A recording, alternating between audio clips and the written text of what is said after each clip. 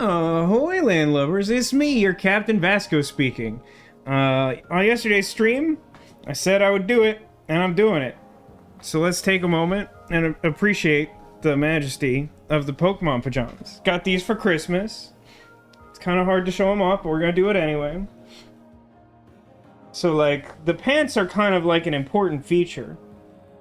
You have the all-important crotch Bulbasaur. We all want this, I guess. But what I like about the pattern, in addition to just being very good and also very soft, is that, like, the legs have, like, a really high concentration of Squirtle on them. And it's literally to the point that as I was sitting here getting ready for the stream, I was, like, checking something on my phone. I set it down, and I, like, glanced down and see the Squirtles there. I was like, wait, didn't I put the little Squirtle on the couch? And I was like, no, that's just a Squirtle on my pants. That's, like, not an actual Squirtle. I juked myself. The pants fooled me into thinking that there was another... It was, in fact, a secret Squirtle or a secret not Squirtle? I don't know. Just your mileage may vary. But I thought that was pretty funny. Regrettably, hashtag dating this live stream. It is Saturday, January 6th. And if I may get up on my hot take high horse for a second... I think I might be alone in this, but it genuinely bothers me that as a society, we've reached this weird point where we don't name significant events anymore. We just refer to the date that they happen, because then every time that date comes around, like, you feel awkward, like, mentioning the date for any reason. You're like, yeah, that assignment's due September 11th. Urgh. Like, could we, like... I don't know. It just feels weird to me that we can't just, like, name events, like, unique names so that we can refer to them as such, and instead we, like, sour a whole date on the calendar. Like, if we keep going at this rate, eventually the calendar will just be full of bad dates we don't want to talk about. But I won't dwell on that. Thank you for joining me for this pajama party. I'm excited to be wearing the Pokemon pajamas. They're very good.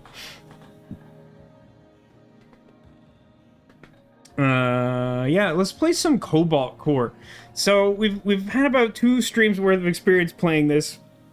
We spent one going through almost the entire tutorial, and then last time we finished the tutorial and got, like, decently far into a second run, and for whatever reason I convinced myself I should go straight into hard mode. And hard mode's believe it or not, chat, hard mode's actually a little bit harder than normal mode. So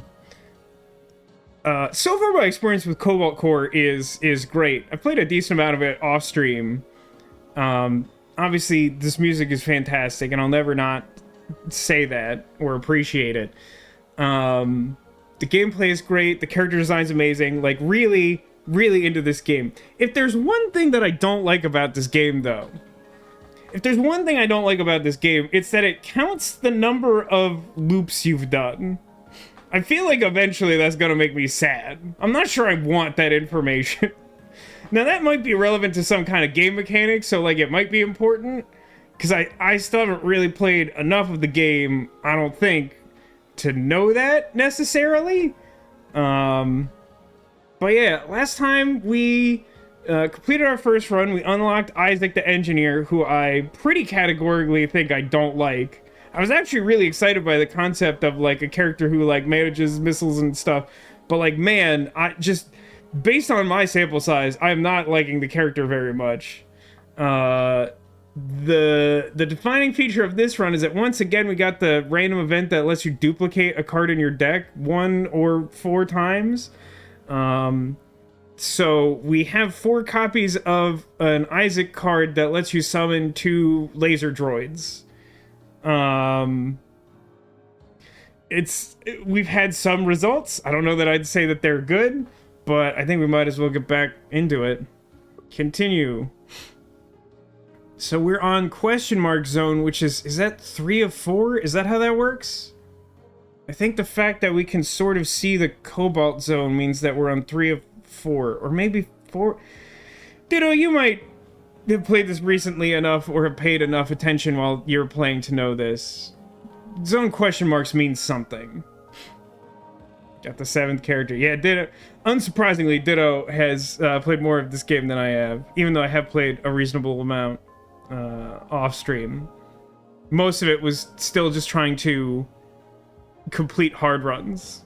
And also I stayed up like way too late the night before Christmas Eve is what I did. How's everyone, by the way? I hope your Saturday's going well. So we draw more cards early. We start with drone shifts so we can move them around if we need them. Gain 1 energy every time you destroy a mid-row object. Oh, I forgot we got that. I know we have the wings that tuck in if you save energy. We have occasional damage boost. Start of combat, gain temp shield. Right, for however much damage we have, we gain temporary shield on the first turn. We have the stun thing. We have hard mode, so we have a weak spot. All artifact map nodes offer 1 more option. Right, okay, let's take an actual look at the map. So question mark is the 3rd screen, and it gets a new name later. That's so interesting. Like, I kind of have that sense of this game, and I'm still not entirely sure what to make of that. I mean, again, that might be why it counts your runs or whatever. Like, it feels like that could be relevant. It just feels like it's a slideshow of my failures. Anyway, I think looking over this map that I probably want, like, question mark, even though I know one of the facets of the harder difficulty is that question marks are less likely to be good. But I think I want, like, question mark, repair yard, question mark, boss, artifact, like this path. Like, it feels like there's not a ton of upside to basic enemy, much like most games that have a map like this.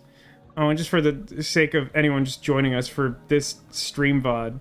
Yeah, I went, like, a little heavy on Isaac stuff, because I wanted to try it out, but it took, like, a really long time to get anything that mattered at all, and I'm not super impressed. I think maybe if you're offered better cards or you don't just like try to go all in to like learn what the crap this guy can do, maybe he's better. But I have tried a couple runs off stream and still haven't been super impressed. I like the Jupiter drones, which we haven't seen at all in this run, but they're also a little tricky to use. But yeah, so we have 5 Striker Squadron A, which like forks out 2 attack drones. I think maybe I should be using drones a little more frequently as shields? I don't know. Most of the rest of our deck is just like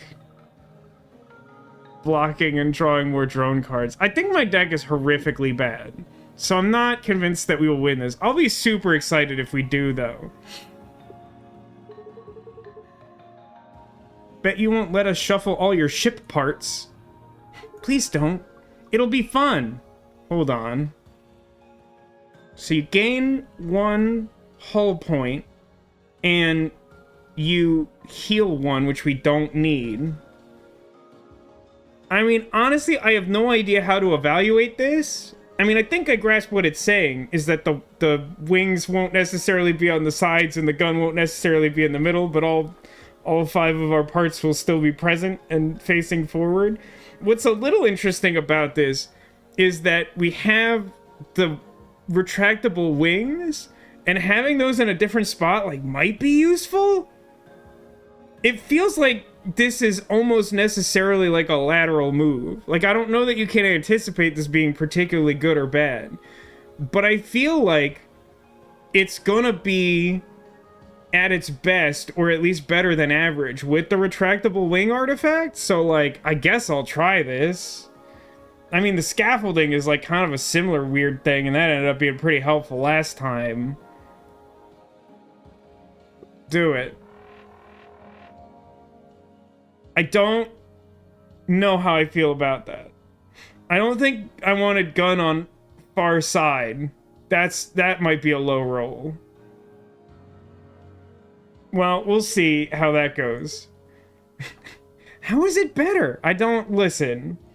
I don't claim to be a smart guy. Okay, so what do I want to do? I don't really remember what my deck does, or needs, or wants, or is. I guess I might as well do this from... Well, do I have anything I would want to remove? I have a 0 basic dodge, that's a definite keeper. Basic blocks, like, okay. Scramble is not amazing, but because we have 4 energy, I think it's okay. Bubble field, not as impressive as I want it to be.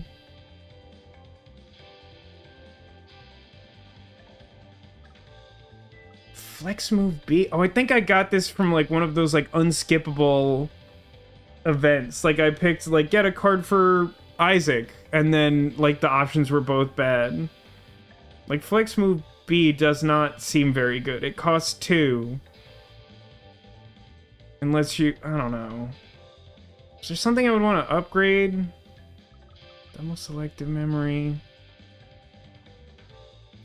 What would options do?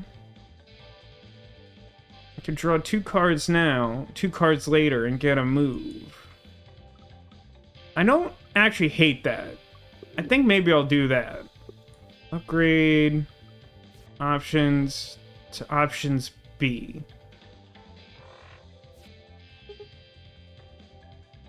That layout seems insane as long as you can stay to the left of the enemy. I feel like that's the trick, is that I find that like really hard to do. I mean, like, it's probably partially my build, but like, I don't know, like, I find it consistently a problem to have stuff positioned where I want while I'm playing Isaac in a way that I did not find difficult when playing with like the tutorial team. Hello, dearies. What brings you to Grandma's Bakery and Weapons Market? Weapons! Carrot cake. Both? Have a look around. You can gain a random rare card, or we can remove a card. I don't know, man. A lot of the rare cards actually kind of suck, to be honest. If I was gonna get rid of something, it'd probably be like Flex Move B or Bubble Field, I think. Bubble Field sounds cool in theory, but it costs 2, and you kind of already need to be like in good shape for it to do anything at all. It's a little win more from my experience. Space Mine is actually pretty fun. Maybe I should consider upgrading that. I think I just got that toward the end of the stream. I haven't actually played much with it, but I did a little bit with an off-stream run, and it's just a cool, like, you just put it in front of their gun, and then they shoot it, and they take damage. Well, chat, what do you think? Do we want to see what's in the box, or do we want to get rid of, like, well, I guess Flex Move.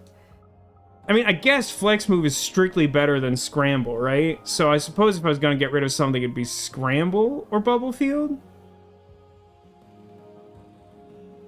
I don't know. I probably should keep the move cards because of my weird new layout. The mystery box could be anything, even a card remover. I'm pretty sure that's wrong, but I can't beat that logic. Strafe. Well, it costs 4 and sounds terrible. What's the thing it does? Fire for 1 damage immediately after every move you make. I mean, it's so hard for me to make use of this, but it could be good with what we're doing. Hey, Anime, you're right, it could have been a boat, but instead we got Strafe. The Strafe ability is super cool, but it does cost 4. Now, we do have enough energy that we can play it, unlike earlier points in the run, but I'm not entirely convinced that was a good outcome. It wasn't a bad outcome, though.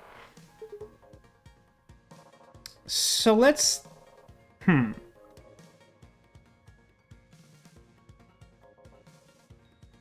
Wait, didn't we? I thought we did have enough energy to play it. Am I thinking of a different run? I really thought that we had, like, an energy thing. Well, in that... No, wait. Gain an energy... Okay, here's what we're gonna do. A really amazing strafe run with so much movement. I mean, like, yeah, if you get strafe early enough and are willing to commit, or if you have a build that's, like, very heavily focused on movement, strafe does seem insane. Strafe could be upgraded to cost 3. I mean, good luck to us on that, I think. I don't think it attacks on the first turn no matter what. Let's do the free dodge. And I think what I want to do is... Oh my god, I'm just really gonna need a minute to get used to whatever the heck's happening here. Let's do... Oh, the energy drone costs 2 as well, huh? I don't know, man. Just fire a bunch of drones. Yeah, I'm gonna have, like, a really hard time wrapping my head around my new ship scramble. Didn't realize I was close to one-shotting it. Like, I hadn't considered a world in which that's a thing.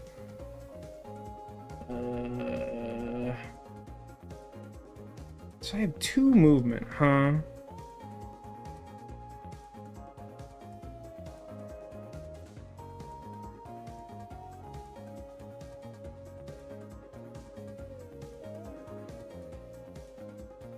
So if I move 1, 2... I could, like... What's in my draw pile? I can find whatever I want from the draw pile. I guess I could get Bubble Field. Bubble Field might actually be good here. Huh. How do I feel about Bubble Field? I think I'll try it.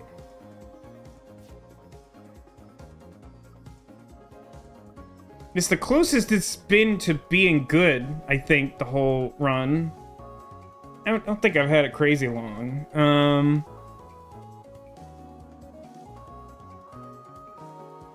I guess what I could do...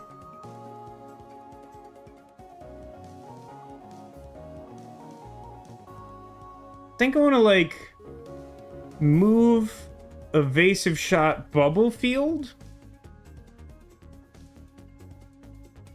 That's probably right. Move, Evasive Shot.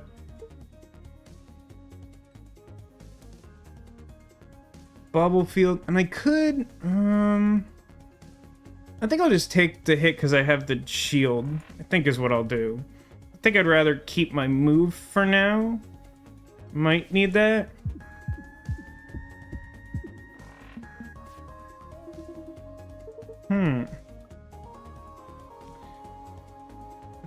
Let's see. I could draw a shot. Do a little damage. So what am I firing here? This is 6 because these are all upgraded to 2. And you have translate the bar into numbers. I need to do 3 damage to kill it this turn.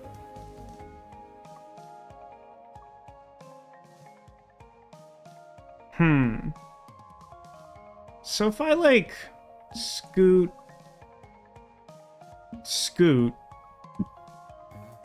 and then I did like, I mean, the fact that doing stuff diagonally puts stuff directly in line of the gun isn't great, although I think that's also the way the default works. By the way, this is still working right? It's not doing that weird thing?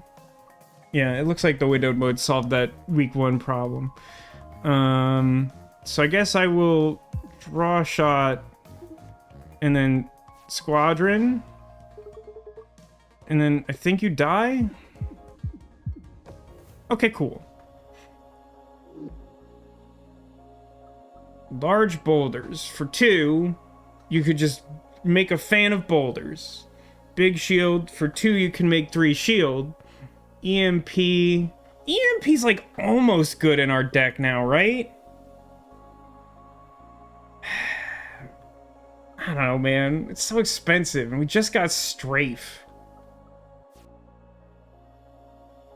Oh my god. You can upgrade it to cost 3, as you said, but you can also upgrade it to cost 4 and strafe 2? That's kind of insane. Good god. I don't know, man. I still don't think this deck is good, so how do you address that?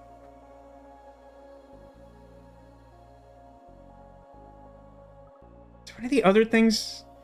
Cancels all their actions and ends your turn. I mean, it kind of ends my turn anyway. I have a decent amount of card draw to, like, compensate for the fact that this could be a dead draw.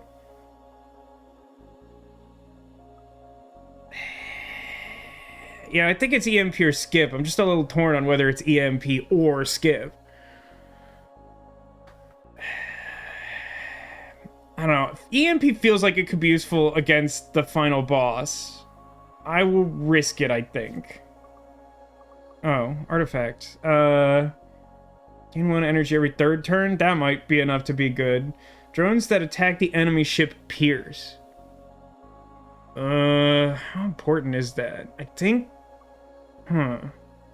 Ion converter. If you end your turn with more than 0 energy, gain a shield. It's definitely not that one. Gain energy sometime is good. Like, a lot of my damage comes from drones now. I don't think piercing is like... I think there's like strategies you can do where piercing is super important. I haven't really come across that yet. But like, I think I'd rather have the energy. Like, the energy has like multiple uses. It can help me play some of the more expensive cards. And like, also can enable the wings to like protect me. I think I'm gonna go with that. You know, I have a weirdly high incidence of like having a choice between 3 artifacts, struggling between them, and then the next node being pick an artifact and having the other one in it. Cockpit lock on. All enemy cockpits start with weak. I don't think I expect a lot more cockpits at this point in the run, so I'm gonna take the one I was considering, which lets the drones bypass shields, which I think is relevant. Random encounter. Oh, God. This looks not good. Oh, right. My thing's over there. I'm still not convinced that the scramble was good. Well, actually, what's kind of funny about this is if I just don't spend all my energy, I don't take any damage this turn.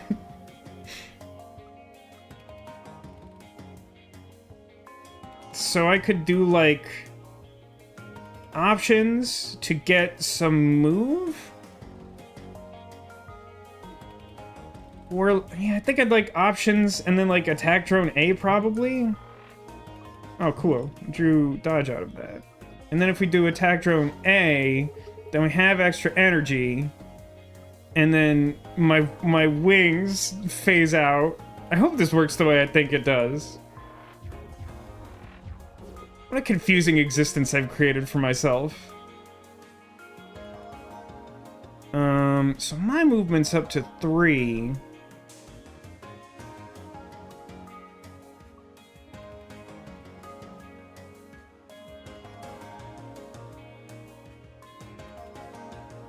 So if I 1, 2, then I can battalion.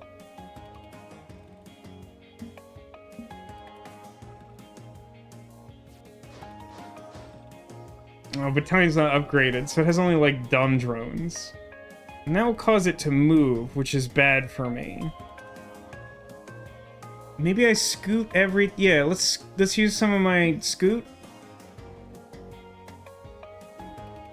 I mean, I lose the shield guy. But I think this is what I want?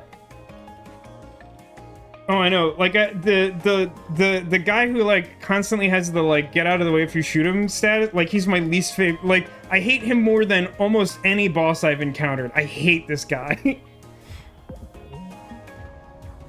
Oh, shoot. Okay. Wait, why did he move, like, 3? Shouldn't he have moved 1? Did I misunderstand that? He seemed to move, like, way far over from what I was expecting.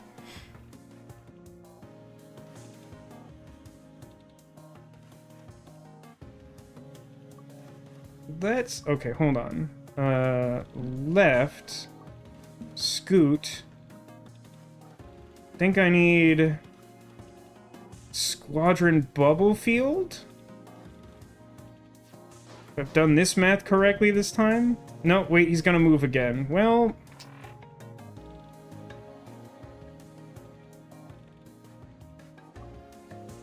I think I still...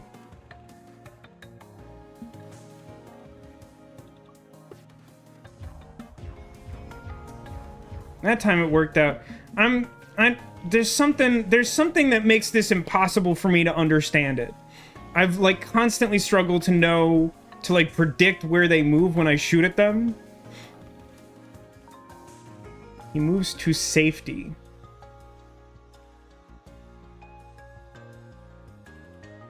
It's the most annoying thing in the world. Nothing is as annoying.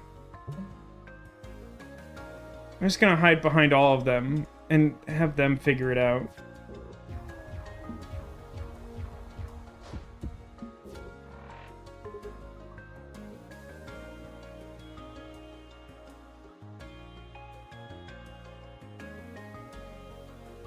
What do I want from my...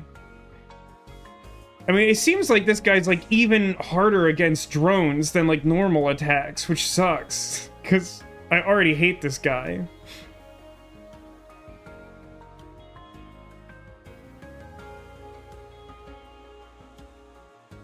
I'm looking to see if there's anything I want. I don't think I want anything. Yeah, this guy seems way harder than average boss, definitely. Like, I really hate this guy.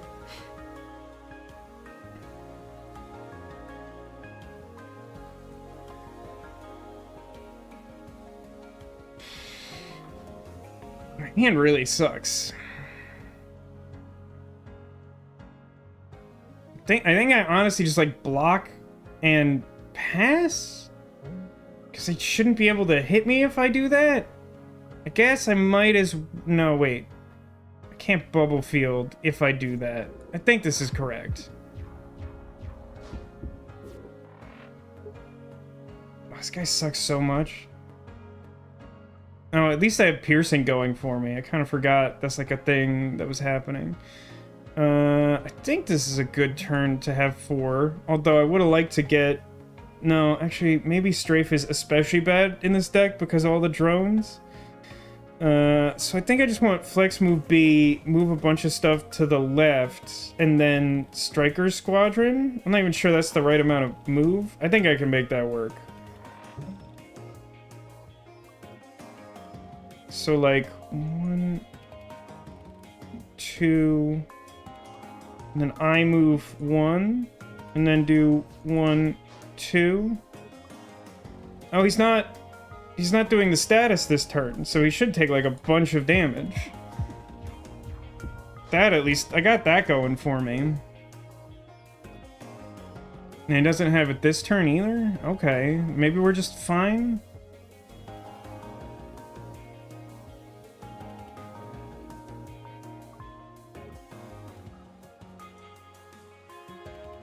I don't know, I'll just play defensive. I don't think you're hitting me this turn, so die? Okay, great. I really hate that guy. He's, like, definitely worse than bosses. I don't want another scramble. Block shot's okay, but also, I, like, never want to fire my gun, almost ever, with this terrible build that I've made. I'm just gonna skip this. I already kind of have too much stuff in my deck. Hello there, would you care to engage in some debate? Talk about issues? Got nothing but time on my hands, we could do this over and over. Turn and upgrade a card into a B. Gain an annoyance. Annoyance A. It's just like a thing that clogs your deck but is relatively easy to get rid of. So specifically, all this does is it lets you convert an already upgraded thing to a different upgrade. But I don't believe that I have any upgrades that I would change in this regard. I think I made deliberate choices about all of these things. So I don't think this is useful to me. Like, sometimes you get a random upgrade, so, like, maybe you want to switch it later. It's like, I get why this guy's in here, but I don't think he's useful to me. Have a nice day, sir. Repair shop. Repair 7 hull. Nah, I don't need that. Where have I settled on this? Am I removing something or upgrading something? I should probably, like, upgrade Strafe? Probably? What does upgrade Bubble Field do? Those are both not great. All the squadrons are already updated. Space Mine, I think, just, like, does 1 extra damage. Or it can give you a move. Oh, it moves you right away. Energy Drone? I can make him cost 0, but then he goes away forever. EMP can cost 2. Or can remain the same and doesn't get rid of your shield. I don't think either of those is extremely important to me. I think, like, honestly, basic block costing nothing isn't terrible. I think it's kind of close between that and upgrading Strafe. It might be right to remove something, but I'm, like, mostly fine with where we're at.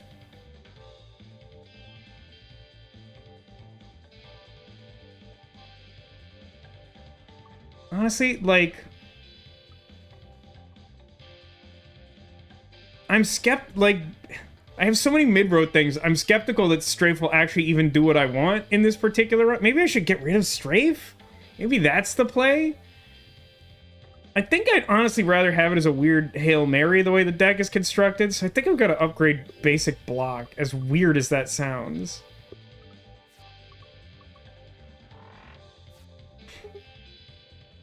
Alright, boss time. Alright, same plan as last time? Oh, I thought there was a boss here and then this. So we're just there now. Okay. I don't know about all this, man.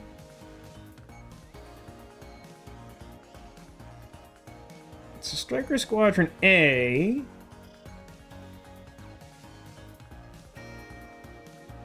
would prevent that 5 damage from hitting me, and I would do damage to them. And then I can Shield Surge for that last point to negate the damage coming in, I guess. I think that's as good as this turn's getting. I could do Block Shot. I guess, actually, Block Shot currently, because it's the first turn, I get that bonus temporary shield. I guess it does the same job. I just trade 1 damage. Oh, that's actually an interesting dilemma. Most of my damage is gonna come from the drones, which will pierce the shields. So actually, doing the extra damage this way isn't very valuable to me. I think I'm supposed to Shield Surge to have extra, like, permanent shield. Don't shoot the drone. All right. This happened so late in this run, I'll never adjust to this. But, like, luckily, I think the other option is better anyway. Hey, Katane, welcome to the stream. How's you doing this Saturday? Pew pew gun. Well, I don't like it here, in particular. What do I have to say about that? I can selective memory into something that's good, but I'm not sure I know what's good. Selective memory into battalion is not amazing. Selective memory into, like, a striker squadron also isn't great.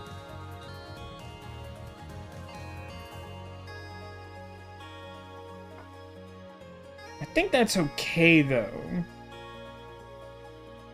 Like, I think maybe I, like, move 1, spend, like, 3 total this turn, and, like, just evade that 4 damage shot with our Ghost Wings. So I think I want a Striker Squadron over here. So let's do Selective Memory, Striker Squadron. And then I put that in front of my gun again. Didn't really think that through. But I guess options. Ooh. Well, I'd take 4 damage if I played the attack drone, but that was kind of a good draw, kind of. I'll just accept this. This is fine. Wait, what just... How did the middle one do damage? Do I have that, like, close call artifact? I don't think I did. Felt like that did damage. Am I dumb? I'm probably dumb. Let's not worry too much about it. This is free! Hooray! So I can...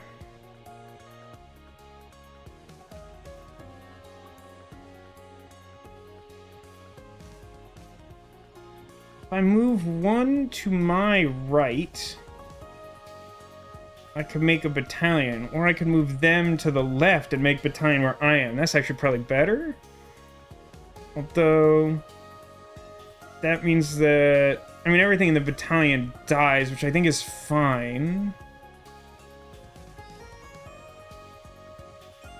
So, like, scoot...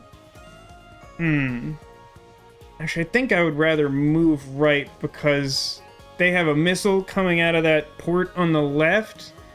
And if I scoot everything to the left, I'll lose like a drone for no value. So I think I should scoot and... Actually, is there another thing I could do? I could have draw shot wouldn't have been good anyway. Is Striker Squadron like better? No, because like stuff's gonna get blown up. Let's just battalion. And then pass. No, it didn't do damage through that port. Why did it seem like it did? Oh, I wish I had Bubble Thing. Bubble Thing would be really good right now.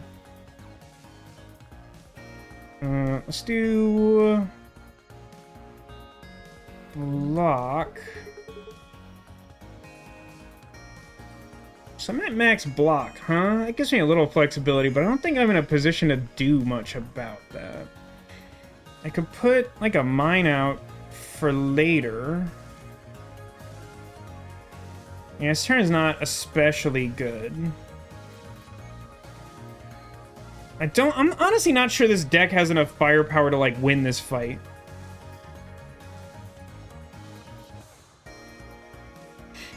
The ones to the left and right of the main cannon are armored and concussable. Right. So if you deal 2 damage to it with drone, the drone will survive. Oh, I see your point. I see your point.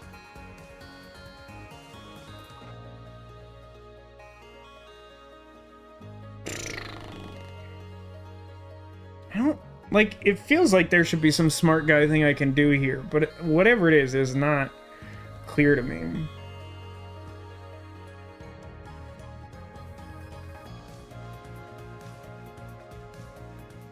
I guess the thing I could do is, like, evasive shot Striker Squadron, and that would do that thing you describe.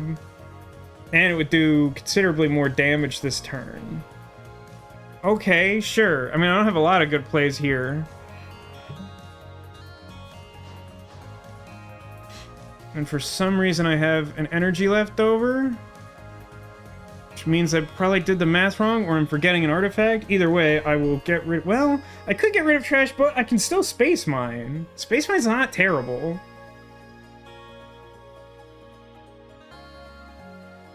Okay, I guess I'll space mine.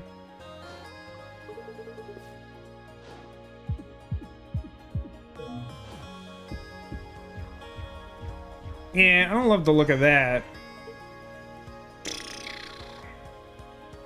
So let's see. I can flex move B, and then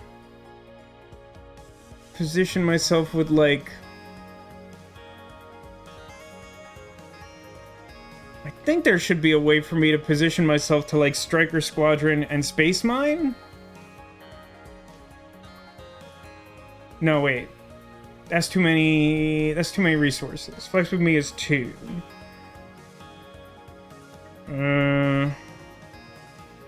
Instead of that, I can...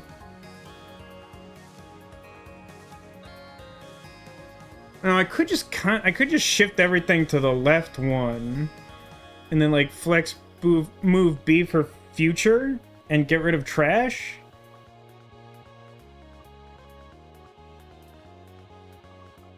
I don't hate that. Draw shot doesn't really do anything. I don't think I have anything else to do with that, but, like, their big hit will then hit the mine and damage them. Although I guess that goes to shields. It's not super important, but it blocks the damage. And then the attack drones will neutralize the cannons and nothing else is hitting me. So, like, that's pretty good. And remove that from the deck and save that for the future. Save it, why don't you? Oh, by the way, whenever this run is, we gotta talk about Strong Week. Someone remind me if I'm too stupid. I haven't been drawing a lot of Attack Drone A, which is the one that doesn't remove itself from my deck.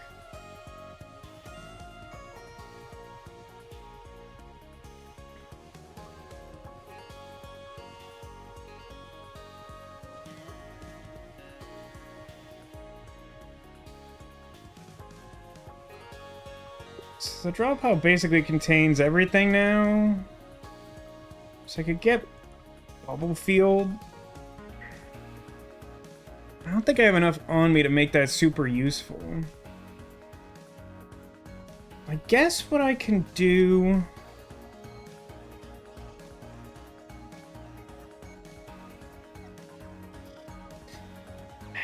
I can fire... Maybe the thing... It's just options, I think?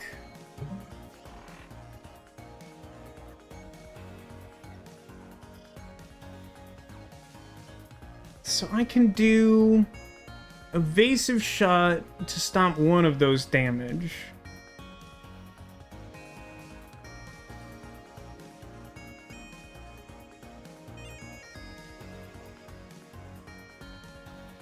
And then I can just...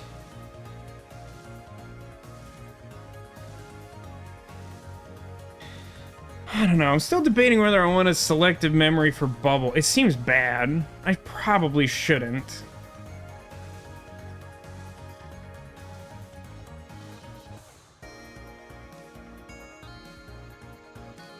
So parallel shift gives me...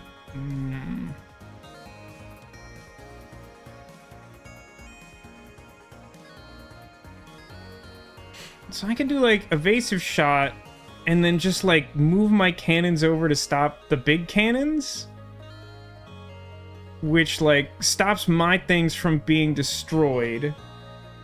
I would still have an energy left over, so I would ignore this, and I would take 2 from this, but I'm at full shield. Somehow I've convinced myself that makes sense.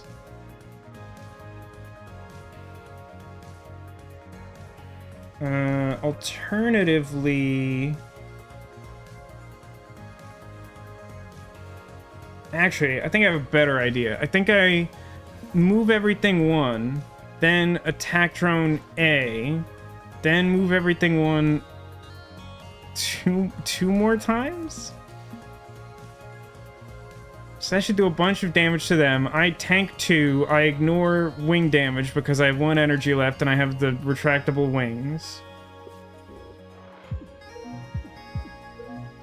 And we're doing good damage. Like, I expected this to be going worse, but I really hate this deck. Like, I really think this deck sucks. Okay, hold on a second. So I got 3 energy this turn, so I can't Bubble Field and Striker Squadron, which is what I would like to do. Well, I really gotta do something about that cockpit row of theirs. That wants to deal me, what is it together, like 8 damage? That's a whole lot of damage. I am a tiny spaceship. Well, have you not seen this before, Catan? I thought I had mentioned that this is a game I highly recommend. I think you would like a lot.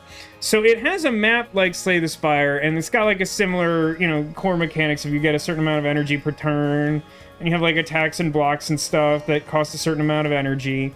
The things that make it different are, you might notice these little tabs I have.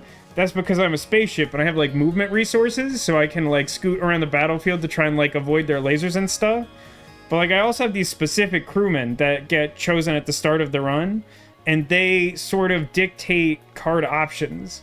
So like these green cards are affiliated with this green goat guy, and like his specialty is like putting stuff in the middle row. Like they have missiles and I got these like laser drones. But, like, yeah, I mean, it definitely has some similarities to Slay the Spire, like most deck-building roguelikes.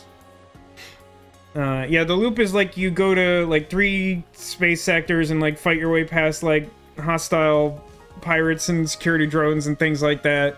And you encounter, like, bosses along the way. And then you find this, like, crazy crystalline spaceship that you try to beat every time. So, I got 5 movement myself, huh? So what if I just, like, scoot left, Striker Squadron, scoot back? I think that's, like, as good as that's gonna get, right? Because unless I've done this math wrong, then I have my retractable wing, in the danger zone, and I have 1 energy left, so those will retract. And then I'm doing like 6 direct damage. I'm pretty glad that I ended up with the piercing effect. Because this is not an endurance build. It's also not an aggressive build. It's kind of just bad. I could EMP, but I think this play is actually quite good. Like, it sets up for a better EMP or bubble field in the future. Unfortunately, I just keep drawing those cards on turns when they're not good. But I mean, like, that was like a lot of damage and I took none. I just lost 1 drone, which isn't the end of the world. This hand is literal trash, regrettably. I mean, do I even want to scramble? I could scramble and get rid of 1 trash.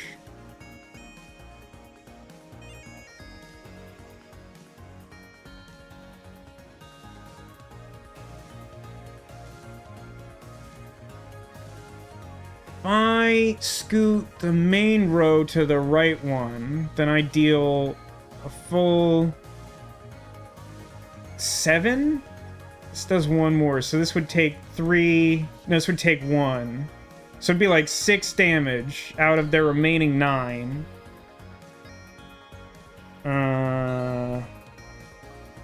Which is like pretty good. I'd lose another drone.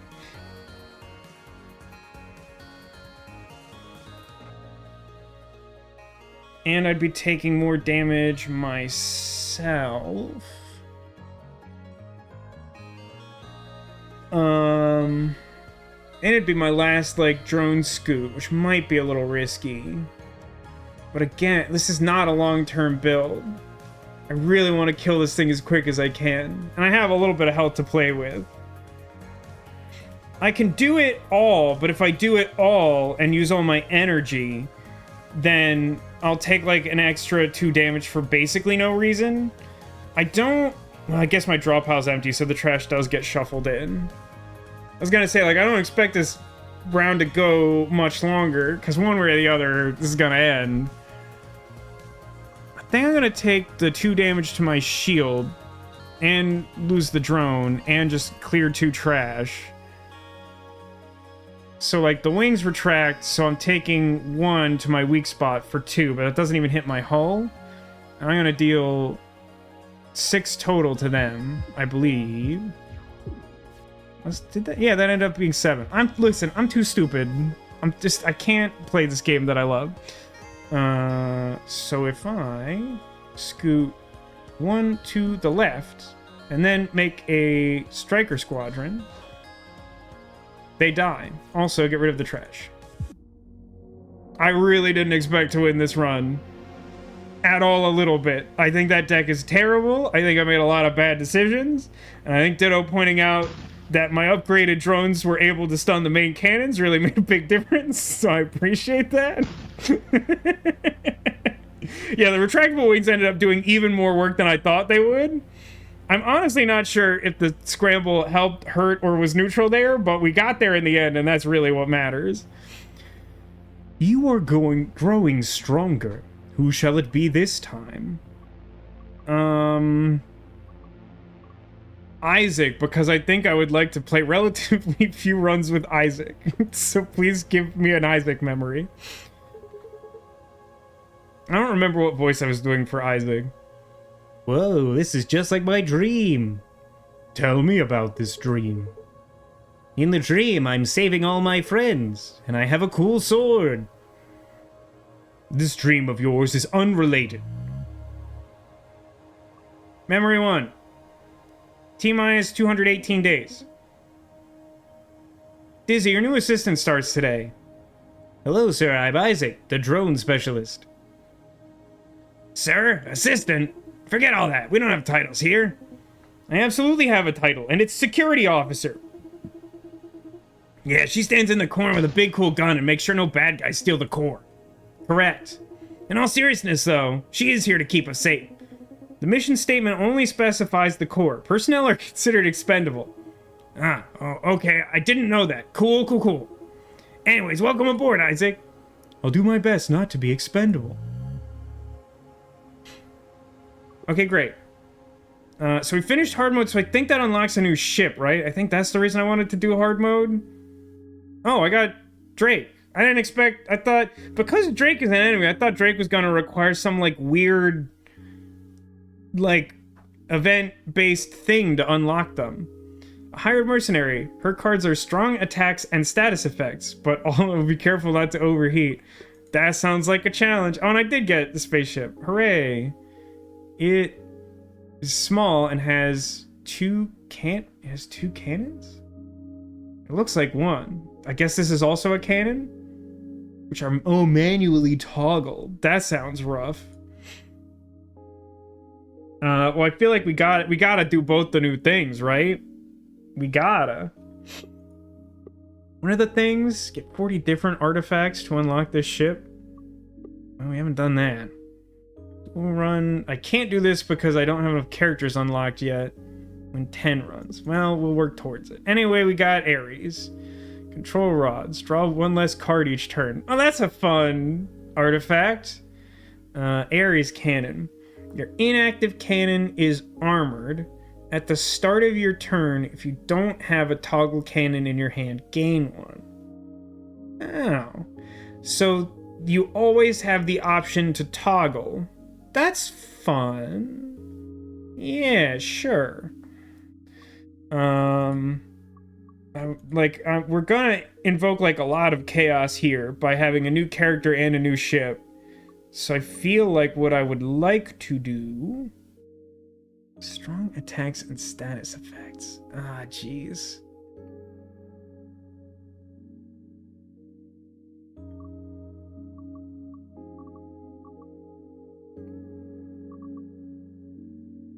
Tell you what, maybe the... Okay. Here's what What do you think, chat? Should we do a normal run and do full random crew complement? Or should we do another hard run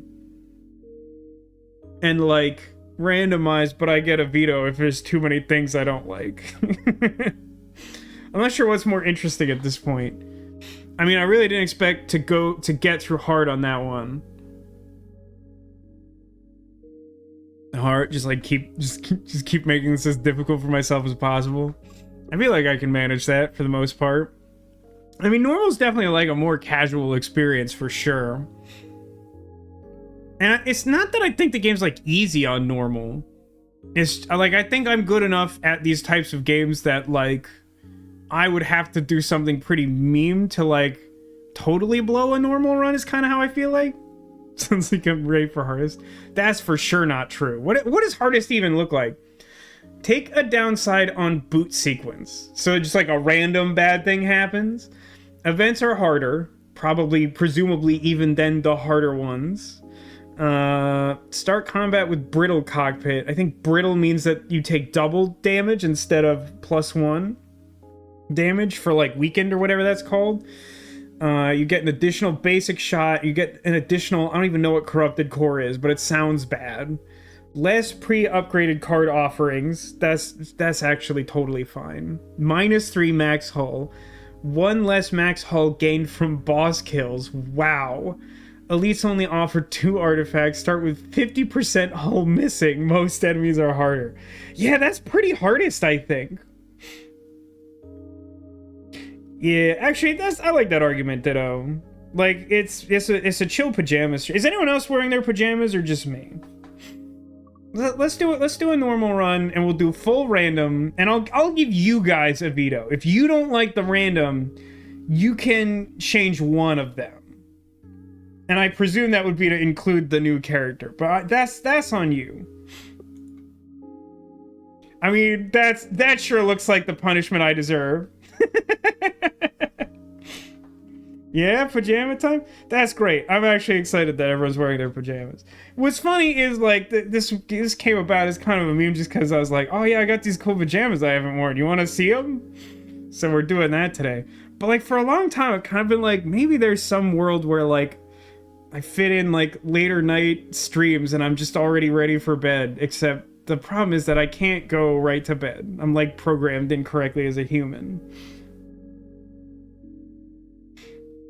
Also, hi, Justin. Welcome to the stream. You're just in time for a new time loop. Isn't that exciting? Justin, I don't know if you've seen any of this game, but it's cool. It's a roguelike deck building game where you pilot a spaceship. Oh, also, we're definitely taking the Ares. I think it randomized the ship too, which I didn't realize it was gonna do. But we're definitely taking the Ares. That's non-negotiable. So we're gonna take the Ares. We're gonna take the pilot, the engineer, and the glass cannon guy. Woof. My favorite compound word, time loop. You're not wrong. All right, let's start a run. System time corrupted. Please select a boot option. Random rare card, remove 2. Pick 3 uncommon cards. What does my starting deck look like now? We're on normal, so we don't have extra basic shot or whatever. EMP slug hits for 3 and stuns, but gains 1 heat. And then also, heat sink moves you to the right and reduces heat. Why does it move you to the right? That's annoying. These are so weird. You can upgrade it to reduce the cost to 0, and you still randomly move 1 to the right. Or you can have it move 2, but it's flippable, so you can choose what direction you move when you randomly are forced to move. Just a little bit curious to see more. Well, hey, in the interest of seeing more, random rare card. From Hell's Heart, 3 costs, attack damage equals your missing hull. Oh god, it's so bad. This card is so bad. I mean, I wouldn't like this card normally, but we have this itty-bitty ship with this tiny hull complement. This is extremely bad. Okay, everyone, you know the drill. What's going on? Hey, intruder alert! Oh, you guys. Guys? Whoop, whoop, alarm sound. Seize the intruder. Whoa, these time loops are getting weirder. Your stupid time crystal must really be doing a number on the time stream. How do you... Well, whatever. Now make yourself useful or I'm venting Atmo and starting this loop over. I'm concerned that you have the ability to do that. Hey, did you guys know if you pull the voltage limiters out of your consoles, you can get increased weapon output?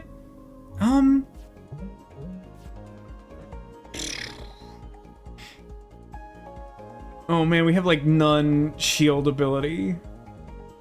Ugh. Listen, we're gonna have a bad time. Alright, we still seem to start with the basic get a shield and movement thing.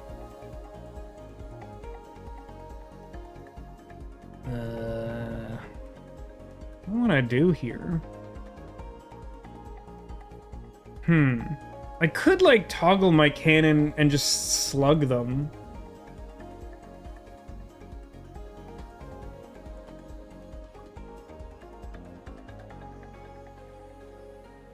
That would leave me with... So I guess I would want to...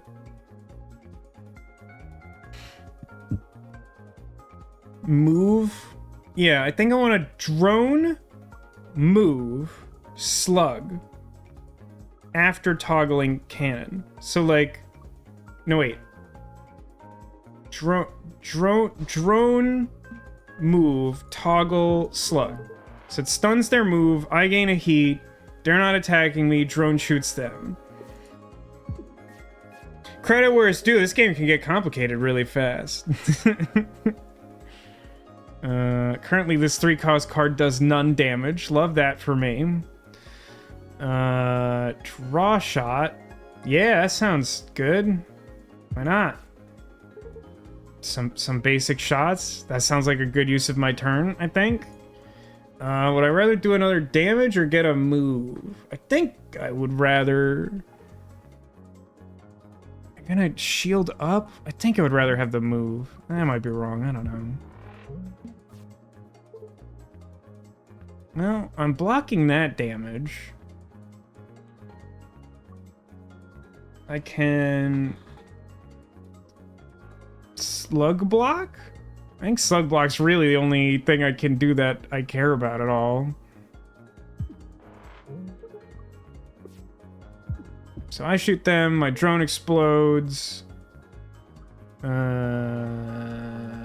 I guess I can attack drone, shoot, and then the drone kills them? Okay, great. Because this game's complexity has dramatically increased, let me know if you have questions, and I'll try to explain things. I'm doing my best to go through my thought process, but I'm also taking in a lot of information. So as a result, it may not be quite as clear as I am used to, or you may be used to from me. Echo. Choose a card from your discard pile. And put it on top of the deck. That sounds dumb. Aggressive armoring. Wait. How is this card not insane? What am I missing? It costs 0. It does 3 damage. And then it armors my gun? Is that not just insane? Isn't that just an incredibly good card? It armors them. This card does not make that clear. Like, that makes sense. But what's written on the card does not make that clear. Like, when it gives the enemy a status, doesn't it usually have, like, a red arrow pointing up? Like, this implies that it just does armor status. Which I would think is myself. You're back in bedsheet toga. Hey man, pajamas are all about being comfortable. I feel like I would not be comfortable in a toga, but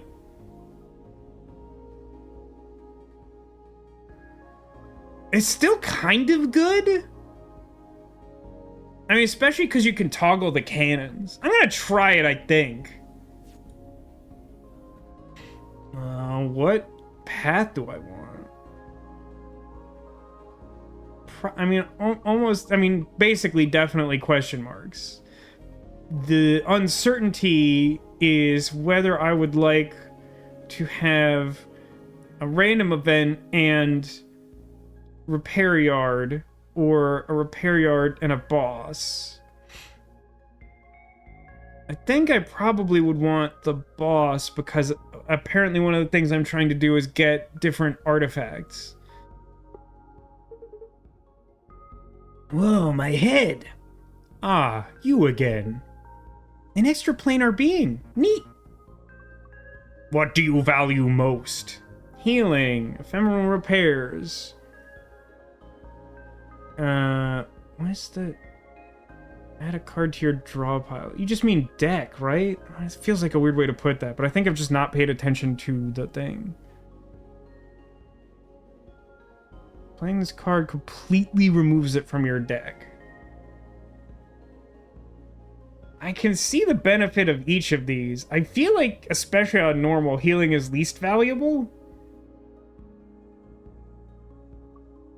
It's a little close between evasion and damage. In theory, this deck does more damage, and, like, I haven't seen a lot of movement stuff yet. I think I'll take evasion for... in case, like, I just need to, like, GTFO. This is the egg-shaped Pikachu on the couch looks like when Ash's Pikachu pretended to be an Azumarill. Quote, Mrs. Ditto. I love it. I'm here for it.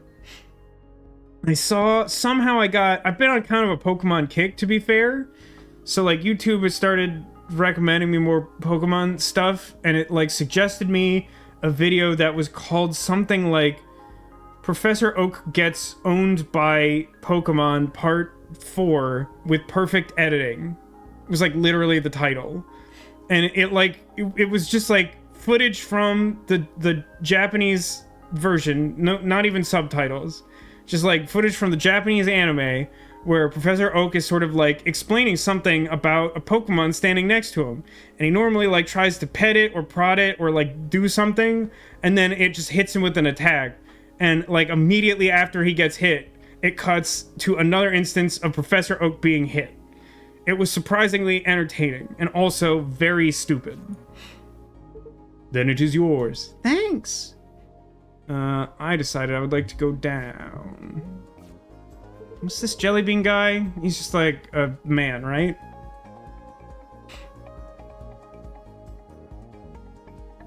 Toggle cannon, basic shot. I mean, I probably want to, like, block. Probably just like block, dodge, shoot, right? Parallel shift isn't doing me any favors. You know, I actually tried a run off stream where we saw the last time we played this game. There's some like weird status you can give yourself where your ship just like makes a little meteoroid every turn, like a big space rock, just shoots it out of the missile bay every turn. And like it seemed like that would be really useful if you didn't care about like your own droids or missiles or whatever. And I found that it just like wasn't, it just kept destroying my own rocks and not blocking anything. I was like not impressed at all. But yeah, I mean, I just like shoot, block, prepare some future dodge, take a damage that I blocked. I mean, I could have moved and toggled my cannon to block the hit, but like that didn't seem very useful. What would I like to do? I absolutely hate this card. I need to get rid of this so quickly.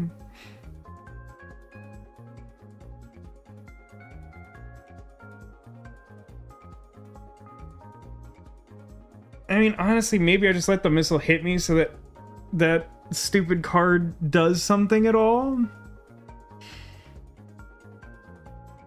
I mean, this turn sucks. There's like no way that this turn isn't terrible.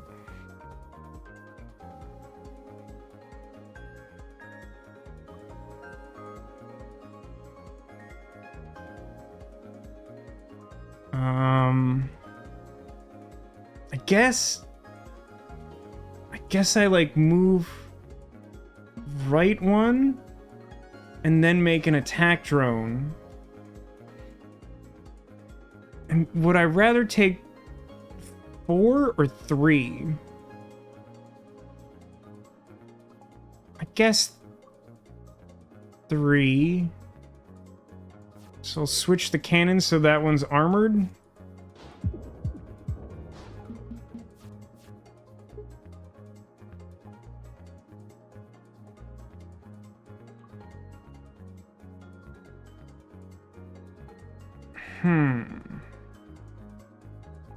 So what if I slug to stun their thing, scooted, and then toggled to destroy the missile?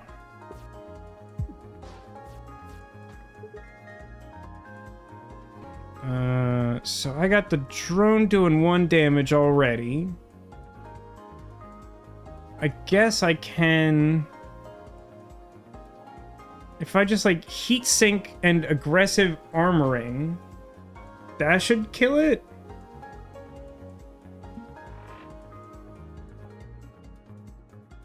Oh, I do need to toggle her. That's extremely bad.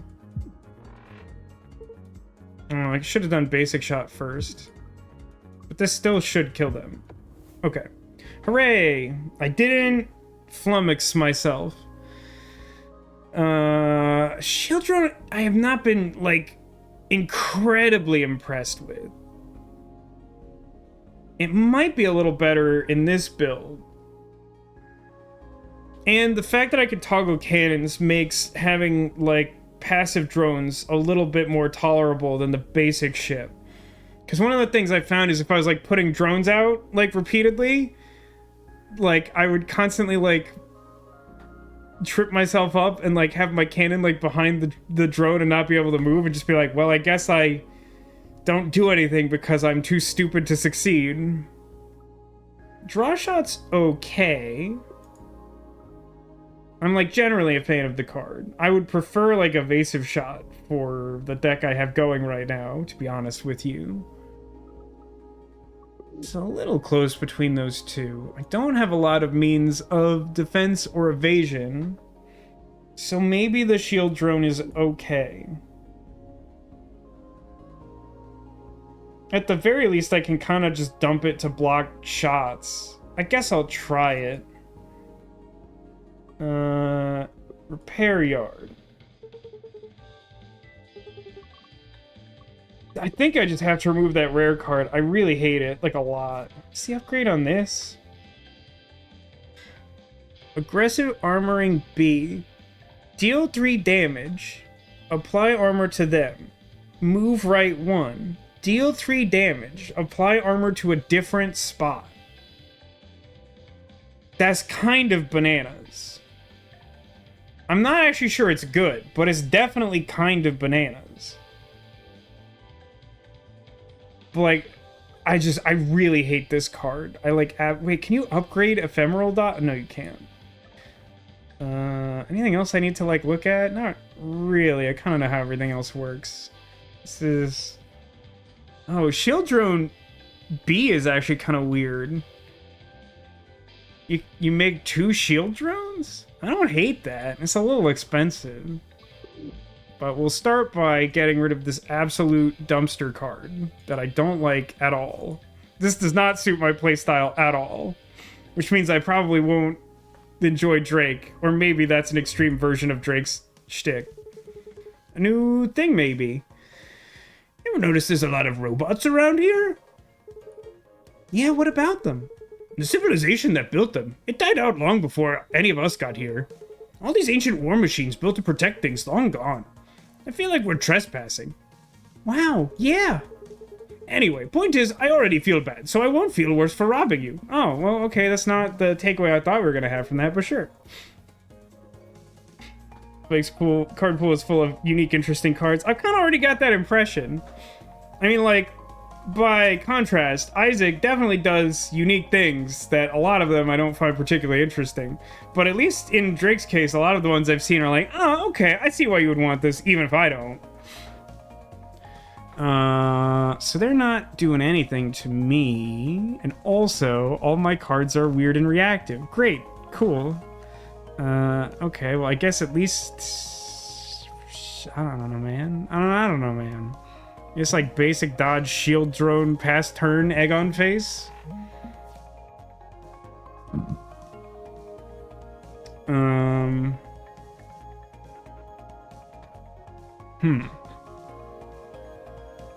guess EMP Slug's pretty good. So, let me think about this, actually.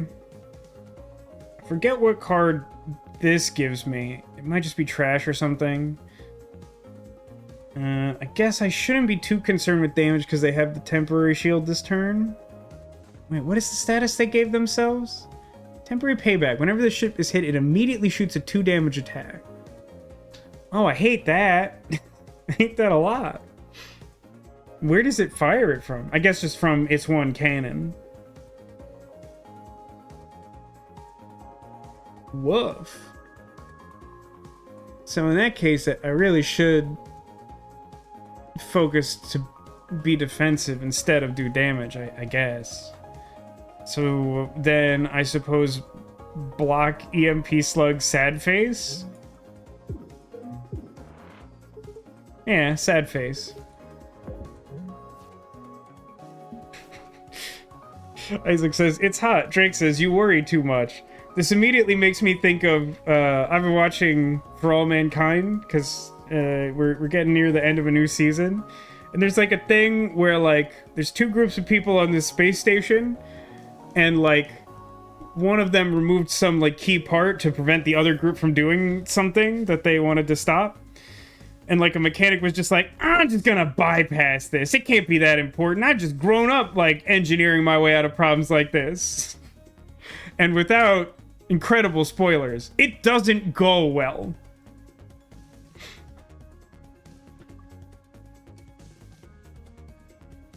What's a little interesting to me is like, what happens if I aggressive armoring something that's like weak or whatever? Does it just neutralize? Or is it like worse than that? Let's do draw shot. And then like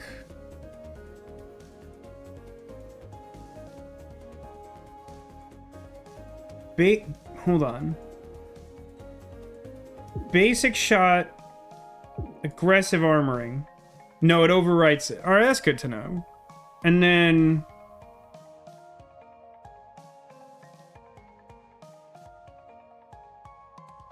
I could parallel shift for the future, but I kind of want to like move one and make an attack drone on a non-armored spot. Does the bonus damage then switches to armor? Yeah, that makes sense. We got EMP Slug, where our cannon is positioned well to deal with it. Except for the fact that they also have deal 2 counterattack damage this turn. Love that. Probably should just get out of the way of that, huh? Gotta say, the way this has been going so far, Shield Drone's kind of pulling its weight. More than I would have expected, I'll say that. I guess I could sort of split the difference here. And just like, no, that doesn't actually make any difference. Because the thing I'm worried about is the status, not the actual shot itself. I was gonna say I could like scoot over and then do the EMP shot, but the point is that the payback is the problem. The EMP shot would negate the cannon damage. I was just not factoring that. I think I'm just gonna take a defensive turn here, which is a little disappointing. But they also have like temporary shield this turn. It's just like not a very good turn to be aggressive. So let's just like get a bunch of evasion and dodge their attack.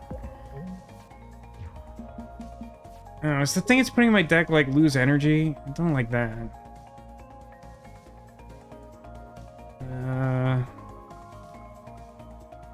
Sure. Let's like draw a shot. Oh, it's immediately attack for 1 damage, which is like quite frequently bad with Shield Drone, but is like kind of fine. I think I just Heat Sink and then Shield Drone? Look at all this shield I have. I can't hold all this shield. I can't do it. Right, that's why they do that bad status to me. But hey, I got all that shield, right? So it sort of works out.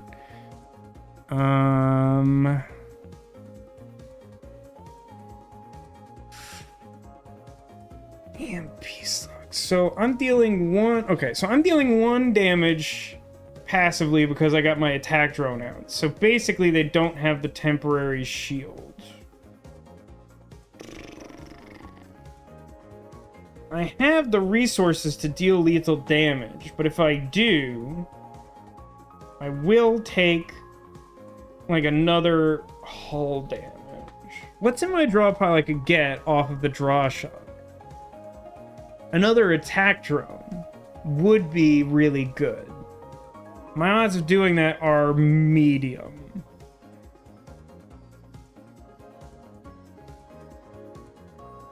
Is there something else I can do that's like less horrible?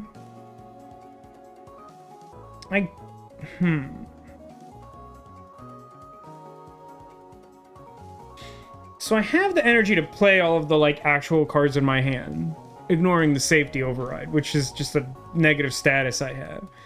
So I could move right 1, toggle my cannon so the left cannon is firing, draw a shot to destroy my own shield drone, then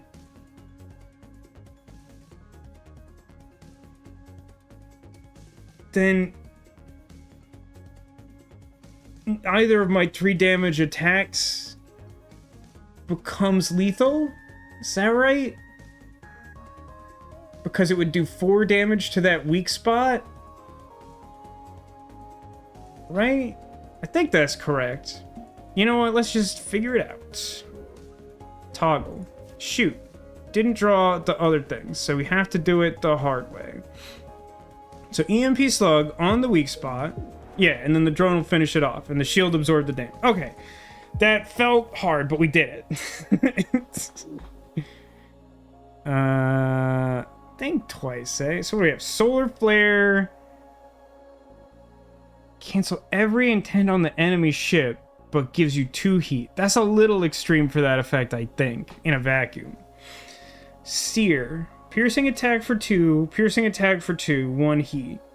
It's not terrible, but it is a little expensive. Think twice.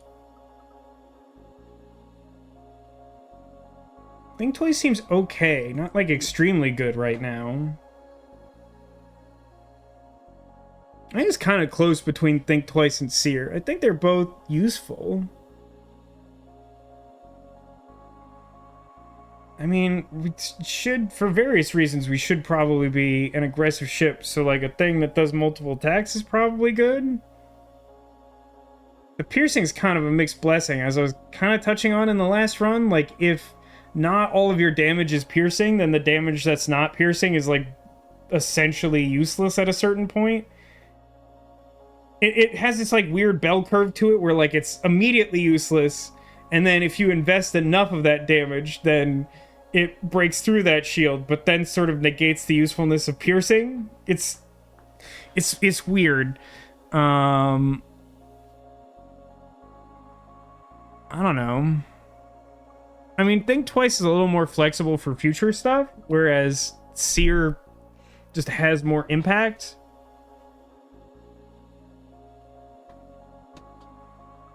I mean, piercing armor is good, don't get me wrong. I'm just saying it's like you have to be conscious of resources in a different way with Pierce, or else it kind of doesn't matter. I'll try it. Yeah, Think Twice B is pretty good. That's what I have here. Bubbler. Every 4 Isaac cards played gain a bubble, which makes your next mid-row object have a shield. Ion Converter. If you end your turn with more than 0 energy, gain shield. I don't think that's going to be super good. Ignition Coil. While at 3+ heat, all your... No, I don't. That's not my jam.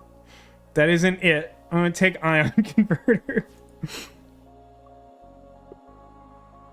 And I got Quick Draw from the free artifact spot. Let's do another boss fight. Oh my god. Hey Drake, it's your ship. Don't tell me you have an evil copy of yourself too. Don't be ridiculous. It's just my autopilot. Hi, this is Drake. I'm not here right now. Leave a message after the beep, then die! Oh my god, that's so good. Why does the bot have to look like you? Why not? Is that weird? It's not weird. Seems normal. Anyways, I will simply deactivate the bot with my secret password. Okay, everyone cover their ears. I'm gonna say my cool, not embarrassing password now. You know what? Never mind. Let's just fight it. I wasn't sure where we were going with that. But I think all outcomes are pretty interesting. Yeah, the drink flushing is pretty good. Right. All these asteroids are going to make that shield drone a little embarrassing for me, huh? I mean, I think, honestly, this turn, I'm just going to gain a bunch of dodge and block. 2 and 1, I guess? Yeah, I don't know. Sure. I ain't doing nothing this turn. Alright, so now they're not shooting me there, so I can toggle and do like a cool sear is pretty fun. And then actually I could just like immediately heat sink? Oh yeah, toggle first. So the toggle thing, I think one of these days I'm gonna get myself. So blast twice through the shield. So yeah, I mean, I think it's just heat sink. I could like move and attack drone, but like this is exactly the sort of thing I was talking about. It's like I can move and attack drone, and then I have an attack drone that shoots them right now. But before that attack drone can do a single point of useful damage, it has to blast through 4 shields. Now the likelihood that I just keep drawing sear so that I could completely bypass the shield, it's low. It's pretty negligible. But like this is the type of argument I'm talking about, where like if all of your attacks have piercing, it's super good. If one of them has piercing, it's like sometimes good. Now I have like 2 sinks that I think I'm just gonna heat sink. I'll play it like kind of casual, and then like do some strain to myself later if I need it. None of this seems especially good. I guess I can like toggle draw shot slug or something like that, and then I'll hit this and it won't damage me. And I guess I would draw out of all potential cards that exist.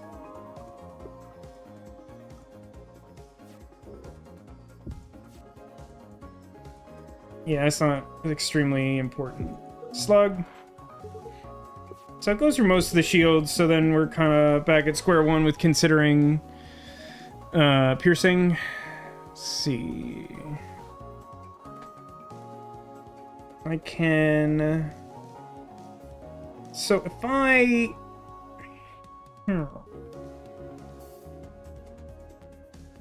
Currently I have 2. So I can shield drone and it will go in front of my bay. And then I can heat sink and move to the right.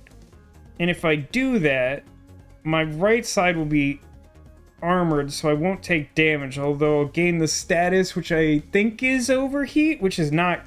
I mean, it's sort of a neutral prospect.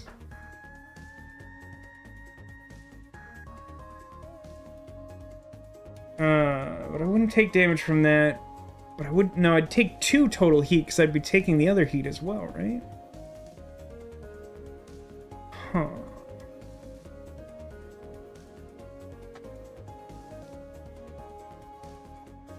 I mean, I guess I can technically play all of my cards. It's just a question of if I want to use them and if there's an important order. I probably should heat sink.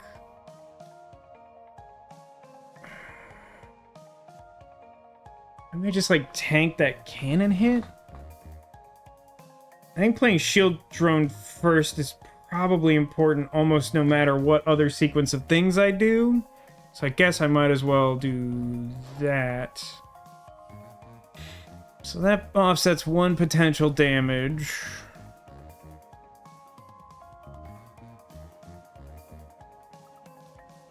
I guess I'm just gonna... I guess I'll just play everything. It feels like there might be a smarter thing to do. I'm not thinking of it.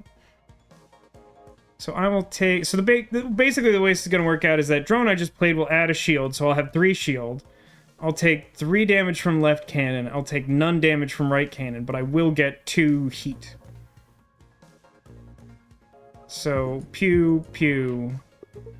I'm going to take 2 heat, which will make use of some of my cards kind of challenging. Although you only take damage from heat, like, at the end of your turn or something. Yeah, if heat is 3 or more at end of turn, take a whole damage. So, Sear just kills them, even though it gives me extra heat. That's fine? Okay, good. I understand game mechanics. Volatile Vapor. Reduces your shield capacity by 1, but does 3 damage for 1. Wait, freeze dry? This ship cannot move? That's interesting. I don't like this card. We've already established that I don't like this. Yeah, none damage, left beef, 2 heat. That's like, that's how you call in your order to the dominoes, right?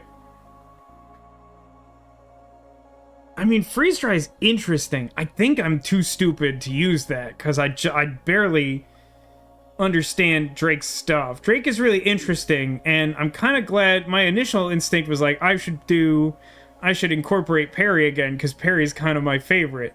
But, like, Perry together with Drake feels like just like a fool's errand.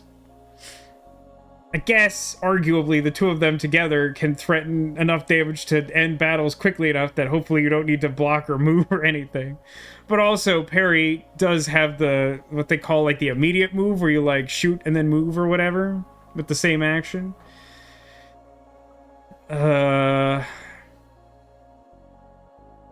I mean, Volatile Vapor is also a little bit awkward because, like, I'm a little shieldy with my shield drone and my block card. Either way, I'm sort of trading some version of potential defense. I mean, I guess the nice thing about freeze dry is, like, you could do it after you've moved into whatever position you want. But then, when does it tick down? At end of turn? No, that, like, works the way I want it to. Is that I could, like, do all the moving I want, shoot from that last position, and then, as the turn ticks over, I go back to normal. And the upgrades to this are do more damage but same problem, or do more damage but more problem and also move to and remove it from your... That's a weird upgrade. In Volatile Vapor, you can make it cost 0 and have the same effect. Or you can have it cost 1 and gain an armor while having the same effect. These cards are so thinky. I think I'm gonna try freeze dry. I mean, it's rare. Every 5th time you attack, gain and evade. That seems good. First attack each turn pierces. That also seems really good. I'm gonna take Piercer. I feel like Piercer's gonna be good with Drake.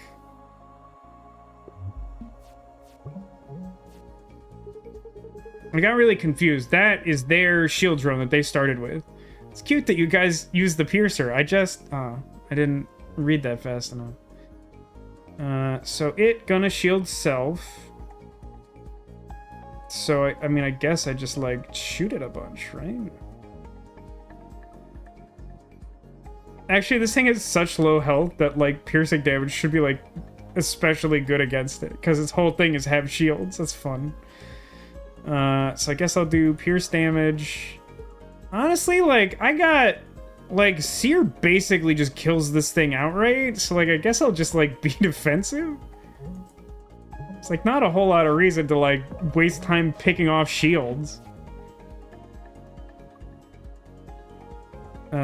Seer. I didn't even pay attention to whatever Solar Wind was doing. I just blew him up. Okay, Panic. Move randomly left or right 2 and gain a shield. Oh, Panic is kind of interesting. You choose what direction to go.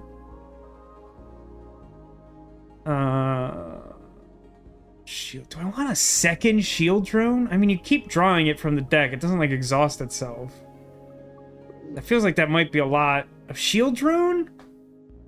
Solar Breeze. Moves mid-row objects 1, draw 1. That's actually kind of interesting. I've never seen that card before. Like, it just kind of cycles for free, but gives you a little bit of flexibility. You can even make a flippable version of it. I love flippable cards. The flippable thing I think is really interesting. And it's the type of thing that only this game can do realistically.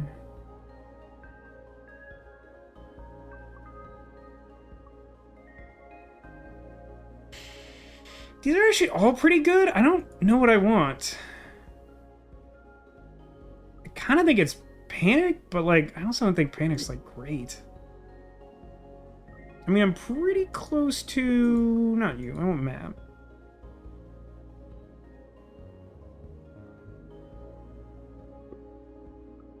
Could, like, upgrade Panic, like, right away.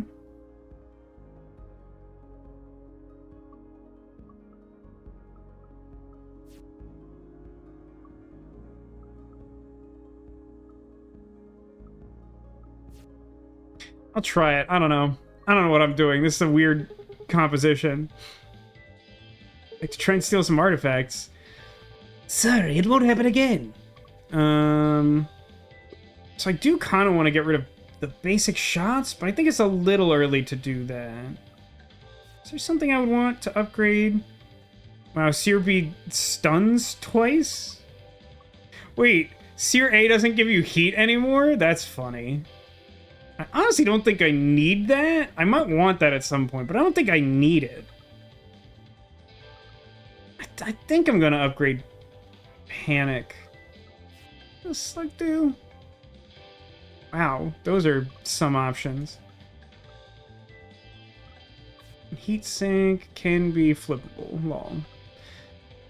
Yeah, I'm gonna upgrade Panic. I think flippable Panic's a good resource. Otherwise, it's kind of a mediocre card. I'm gonna do that and see how that plays out. Crystal! Probably just wanna...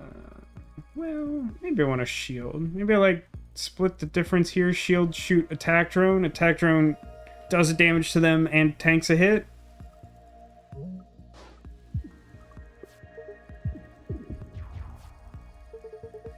Not bad.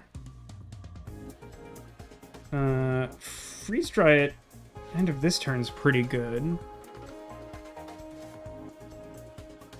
Draw shot? Oh, that's interesting. It's actually not that good, though. I think I actually just, like, play the cards I originally had in my hand. Like, well, we do aggressive armoring last, huh? But, like, basic dodge, so we have to move for future. Freeze dry, we don't move now. And then aggressive armoring. Wait. Okay, now I'm confused. It engine locks them? I didn't notice that in the last battle because it kind of didn't matter. But... So, no, because there's status cards that don't specifically say they apply to you. I feel like we need, like, slightly better symbols to distinguish when the status is them and me, I think.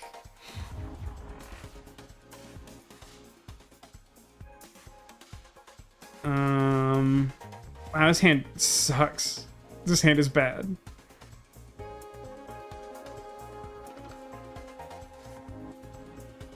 I think what I want to do is, like...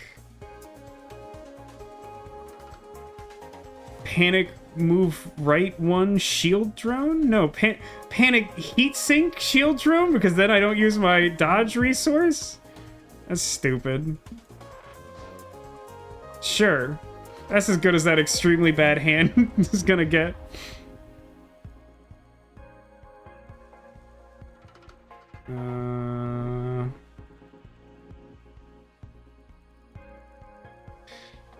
It's not really, like, threatening 2 damage to me, so I don't think I care all that much about much of anything, really.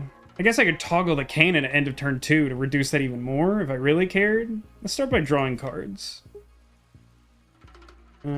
Seer is only relevant in that it does more damage than other attacks, but that is, in fact, relevant. Yeah, so for 2 I do 4 and nothing else is close to that? Okay.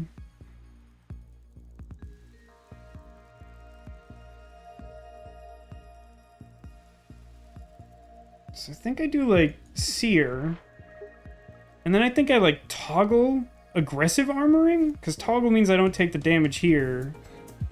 And then I split up the aggressive armoring a little bit, so the fact that my cannons are on opposite sides means I have a pretty good chance of avoiding having to attack into those for some reason.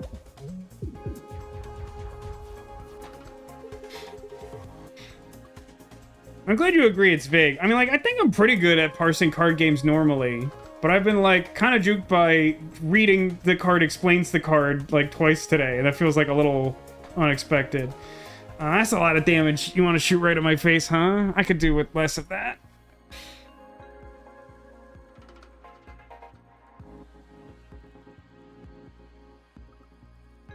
It makes this card, like, just a lot better. Like, honestly, when I thought it was a drawback, it still seemed okay. But when it's, like, an upside, like a probable upside, it depends a little bit on your encounter, but like when it's not completely a downside, it feels like it's better. I don't know. What do I want to do here?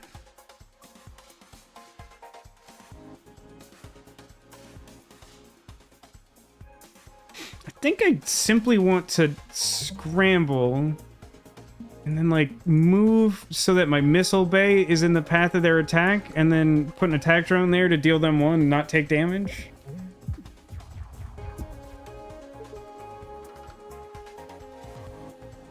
So... EMP Slug negates the 3 damage. It does put me high on the heat scale. I assume, yeah, heat sink is, like, right coming up. So, like, then I start blasting, and then I think I just, like, play shield drone. It's, like, literally better than block in all ways in this moment. I mean, I'm gonna destroy both of my shield drones, which isn't, like, great. Oh, well, that's, I mean, that's nice of them. I do appreciate the fact that they've decided to not attack me this turn. I would love to have drawn, like, an attack card of any type on this turn. It would appear that almost the entire remainder of my deck is attack cards. So that's, like, not, like, 100% ideal. I think I Okay, bear with me. I think I move left, shield drone here, because this is in front of an armor spot. Heat sink so I don't blow myself up. And then attack drone, because that's not an armored spot. It's like the most damage I can manage to do. Don't love that 4 damage. Glad that's being tanked. I'm actually totally fine with this one. I can just toggle that cannon, which is nice. Let's do a draw shot. Okay, hold on. They currently have 9. Every time I check their health, they have 9. They always have 9 health. So like piercing doesn't matter all that much.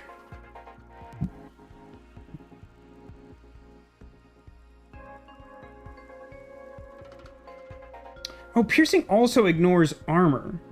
That, like, should be obvious, but, like, I just sort of considered shields and armor to be different types of mechanics. So, like, I could even theoretically, like, aggressive armoring and then sear, and it would just be totally fine. That's kind of interesting. Let's prove that point, I guess. I'm interested to see if I'm understanding that correctly. So it's armored, but currently at 6. Yeah, took the whole damage. And then we toggle so I don't take damage.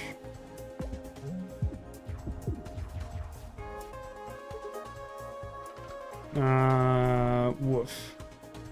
I don't feel like my deck is clogged with like all that much stuff, but I keep drawing hands I do not like. Oh, I only need 1 damage. For some reason I thought I needed 2. I think I wasn't accounting for the fact that my drone was still alive. Continue. Scatter shot. For 2 energy, attack 1, move them right 2, move me left 2. That doesn't seem like what I want. I don't think I love any of these at the moment.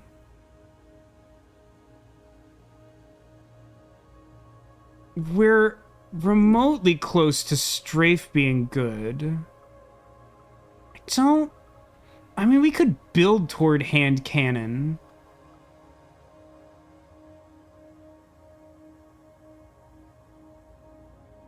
Don't have super strong feelings. Hand cannon's okay. It's a little tough. You kind of need like a good amount of energy or like 0 cost card draw effects, which like exist, but they're also kind of have to invest upgrades and a lot of things like that from what I've seen.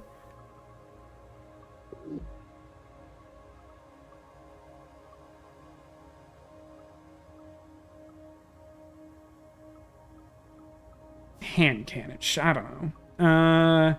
Radio repeater. When you end your turn, all mid-roll objects do their actions twice instead of once. Ooh, that's a little scary.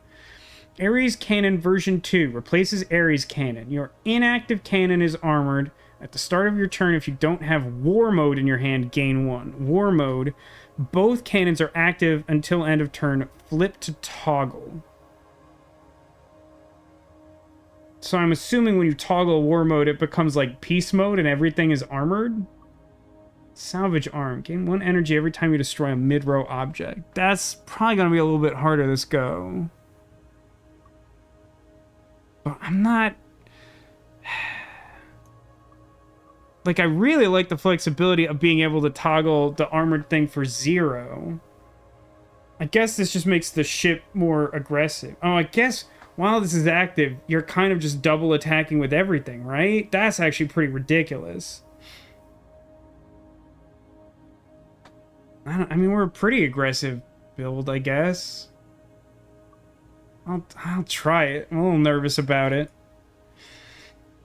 It says I have a good EDH story from this week. I played a kicked sadistic sacraments. Yeah, I know that one. Search target opponent's library for 15 cards and exile them.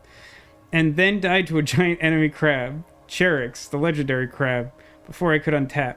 The giant enemy crab hit me for massive damage, which is 12. Yeah, anytime the massive enemy crab attacks for massive damage, that is a great story. I mean, like, kicking Sadistic Sacrament, also kind of inherently a good story. And even though you didn't get to capitalize on that, and thus it seems like they would cancel each other out, I think that's a very good story. Okay, zone 2. The Sapphire Cluster. This guy, am I right? I forgot about that funky bass.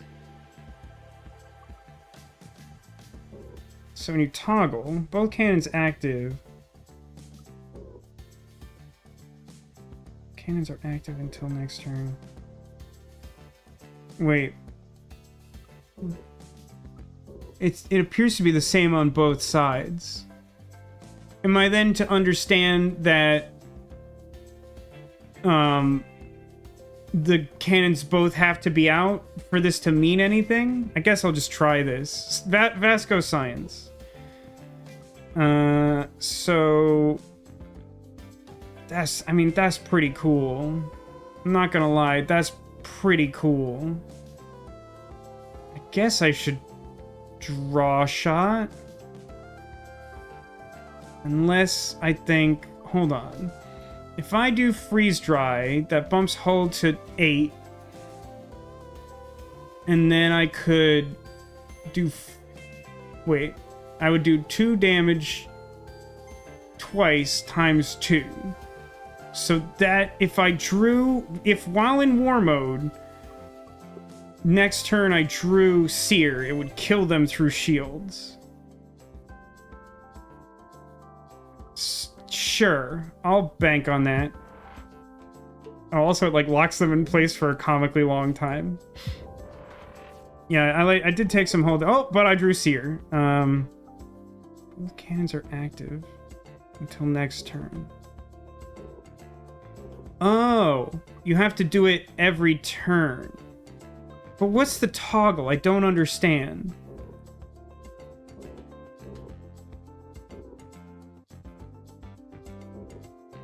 Oh, I finally I get it now. If you flip the card, it automatically does the thing that the 0 cost does. If you flip it, it just switches what cannon is out and armored. But you can play it to have both cannons out. That's really interesting and cool. I was just not picking that up at all, because I wasn't looking at the ship.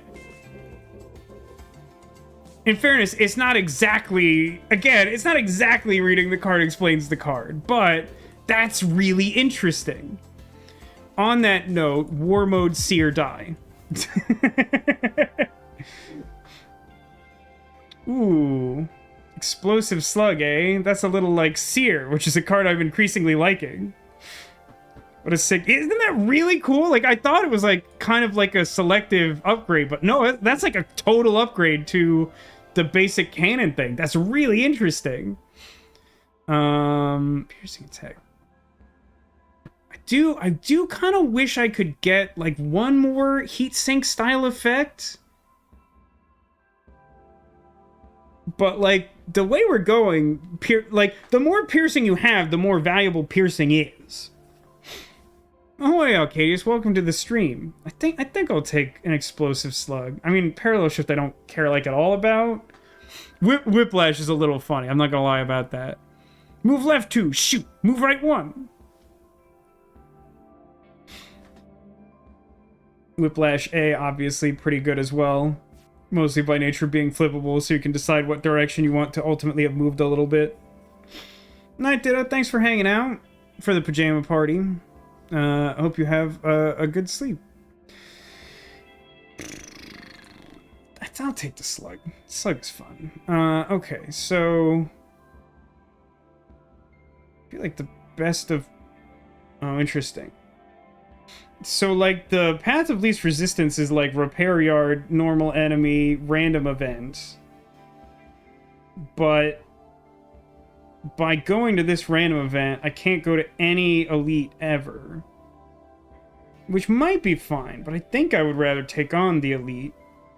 Which in turn means that I want to go up, because then... Well, no, I guess I could go down and do repair shop elite.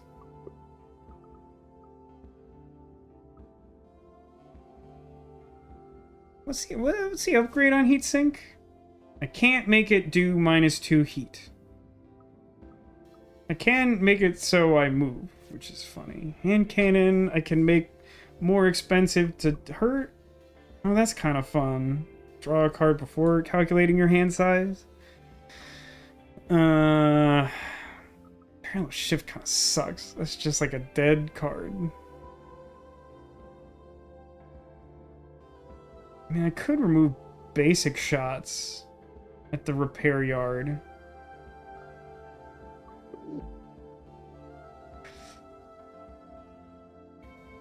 So if I did that, I have to fight 2 additional normal guys, whereas the other routes would take me...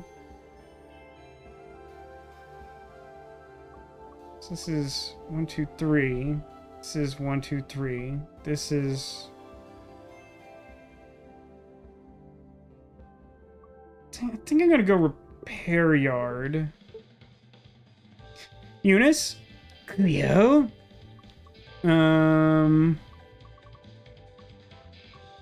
Still kind of close in my mind between removing basic shot and upgrading something. I'm not in like dire need to upgrade anything, which is not how I feel like runs normally go. So I think I will remove a basic shot. Actually, no. I think I'd be better off removing parallel shift. It really doesn't do anything.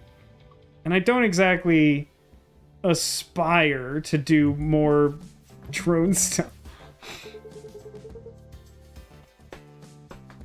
What's also kind of interesting is that war mode counts as like an extra card in your hand towards hand cannon. Although I think the better use of my resources would be war mode first and then shoot for... I don't actually know if hand cannon counts itself. Actually, wait, 1, 2, 4, 5. It doesn't, but it tells you the correct number that it will count for when it attacks. So how much health do you have? 20. I mean, I can, like, literally... like, war mode hand cannon to, like, take out half of its health. And then... I have shield. I'll take the one. This is a bit more of a problem, to be fair. So I can like war mode.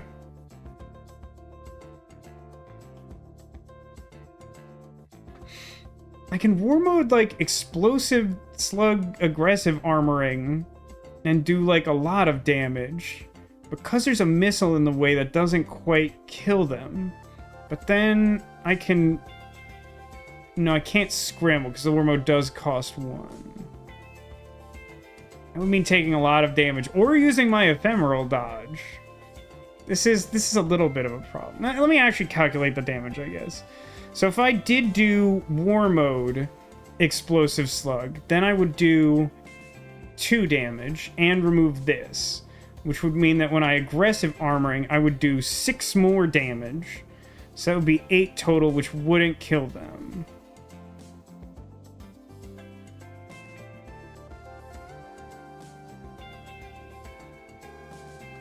Actually, wait, I just realized something again. Like, I think war mode's even better than I thought it was after thinking it was better than I thought it was. Because you can toggle whenever you want. So I could do something like destroy this missile and then, like, toggle and block. Like, I could toggle repeatedly instead of just once. That upgrade is really good! So I think the correct thing to do is, like... 1, 2, 3... Yeah, I think I unfortunately don't war mode, but I do like slug armoring scramble, and then like move out of the way of all the missiles because I have none shield.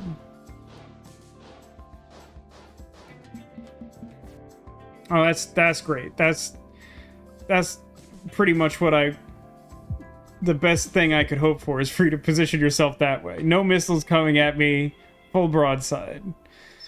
Think twice. I mean, unfortunately, like, think twice by itself doesn't really help with hand cannon because you have to discard your hand first.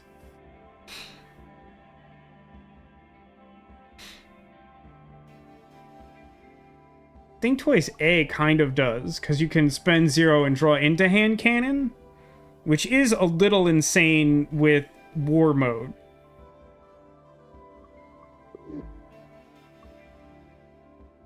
Sure, I'll build into twin hand cannon build, I guess. So let's go doing like another blah encounter and then do mostly interesting stuff.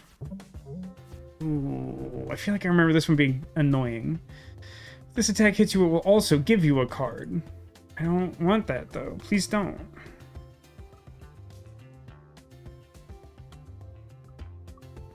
Oh man.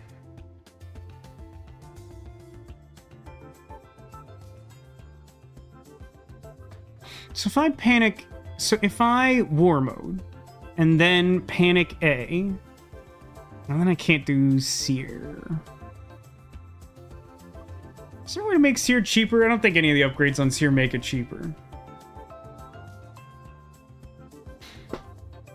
I mean, I could not war mode and then panic Sear. And that would do... It would move me 1, 2... I don't have anything that, like, stuns them or whatever.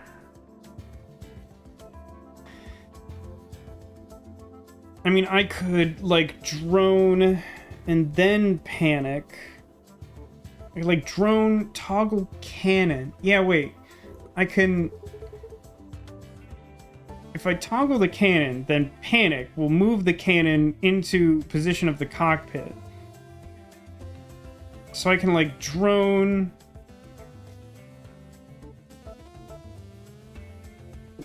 There's gotta be a way. Hold on.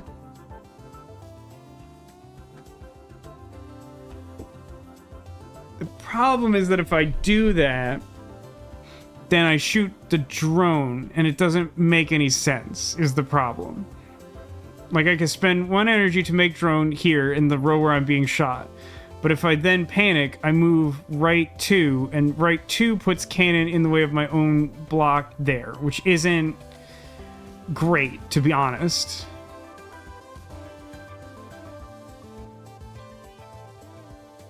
I think I have to just, like, move 1 to the right.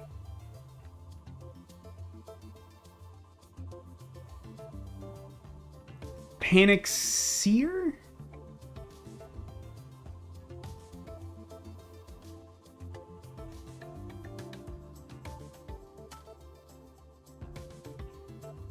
I really want war mode to factor into this, but I don't think it does. Now hold on. I have to panic, then sear, then move.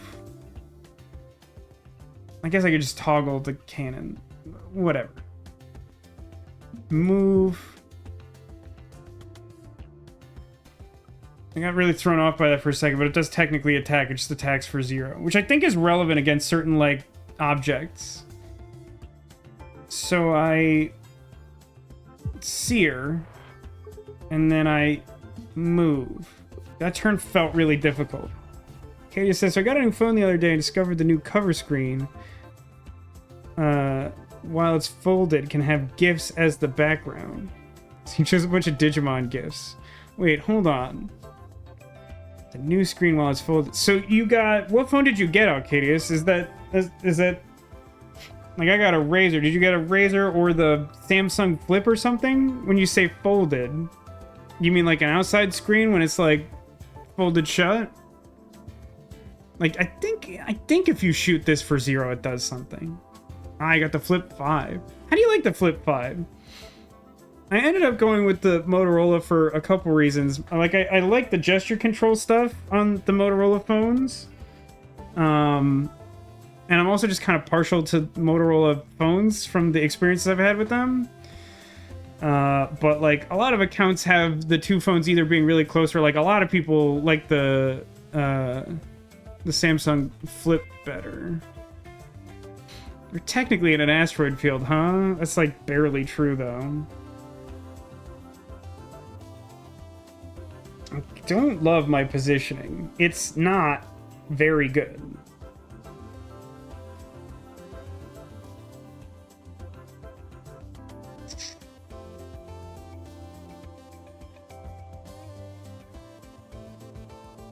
I think I'm supposed to, like... I guess war mode doesn't do anything because of the scaffolding, so I shouldn't spend the energy on it, but I think I'm supposed to do, like... I really want to heat sink this turn, but I don't think it makes any sense to do that. Let's, like, draw shot the missile out of the way. Aggressive armoring's kind of interesting. I could also just hand cannon.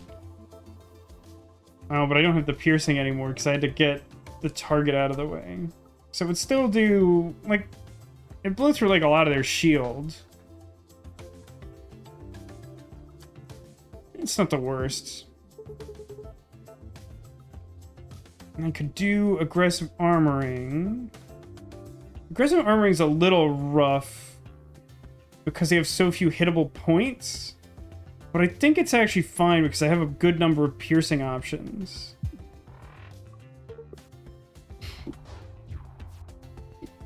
I'm liking it so far. I thought the crease would bother me, but I've hardly noticed it. Yeah, I felt the same way. Like, people say it's noticeable, and I was like, oh, is that gonna be really annoying? And, like, you are aware of it, but, like, it's not as obstructive as you might think.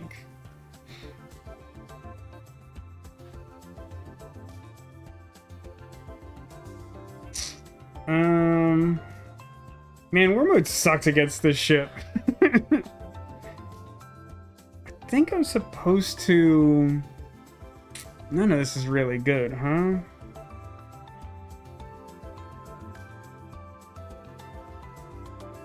I think I, like, don't use war mode at all. Basic shot EMP slug. Because then I do 2 damage through the armor. And they don't make another missile.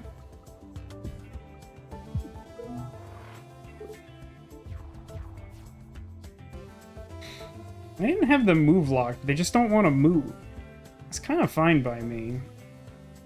I can't make good use of shot this turn. I think I'm just going to put a drone out and then add some movement for future. That's a seeking missile I don't like.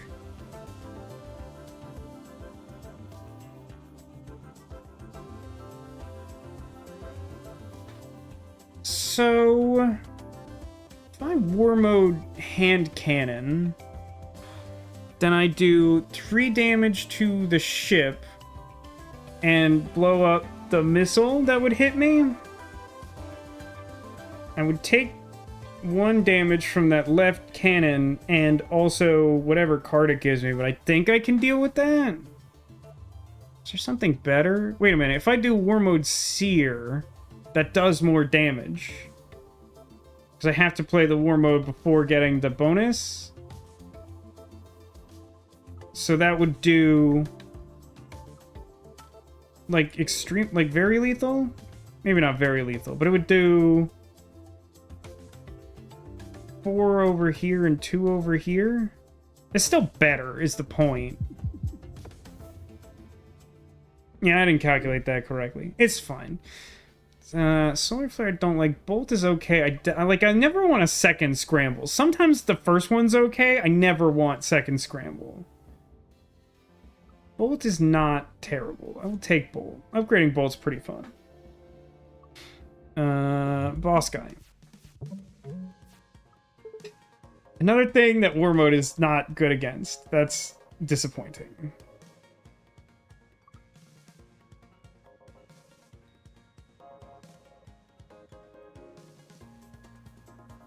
think I'm gonna, like, hand cannon attack drone?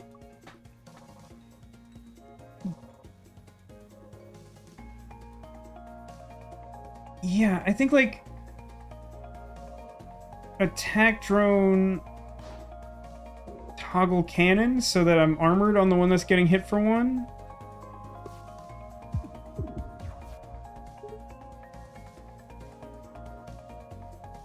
So now I can toggle cannon.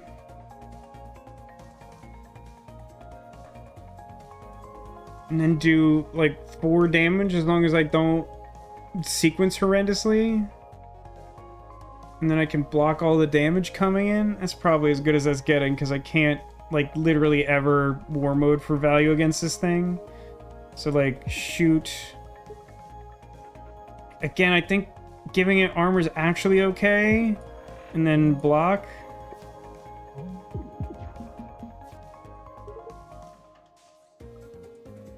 I mean, especially if it moves that armored bit way out of the way, that's pretty helpful. So I can toggle.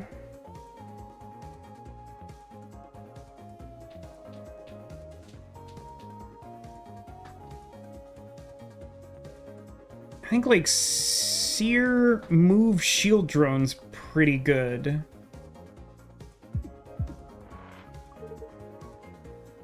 So I move, the shield drone takes the attack, but I gain 1 shield from it first. This looks not great. So I can EMP slug to stop, like, most of the damage. How close am I to getting a free... Did I take that thing? I took something else. I took the cannon? So I'm not getting the free move or whatever. So... Slug seems important. Alternatives don't seem great. Like, I could draw a shot into definitely bolts. That's actually not the worst thing to know you're gonna draw off draw shot. Does that do something for me?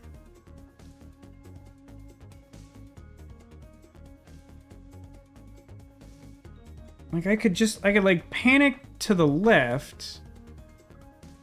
Yeah, I think that's fine. Let's, like, panic to the left, draw shot. We get for sure bolt.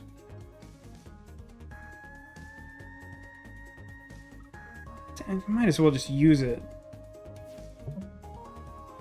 I can talk. So now I can either get another dodge and toggle cannon and take 1 to my shields, or I can, like, shoot them and toggle. I think I'd rather shoot, toggle. The ship's cool. I like this ship. You do wish the phone cases weren't as bulky, but that's with how the phone is, you get why. Yeah, I mean, like, I'll be honest. I don't think I've ever gotten a phone case for any phone I've ever had, which I know makes me seem like a lunatic, but I think I've only ever had, like, 1 major phone drop in my entire life, and, like, it wasn't that bad. So, like, I tend not to like them aesthetically, and also just, like, it's another, like, expense or whatever. So it's actually one of the reasons why I tend to like phones that just, like, look nice on the face of them, like my fancy red flip phone. So now I got I mean, I think I'd rather just, like, think twice.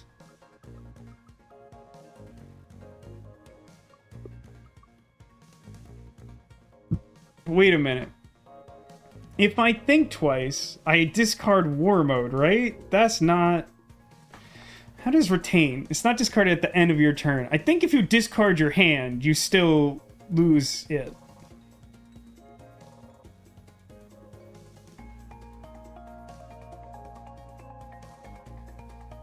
That's kind of interesting.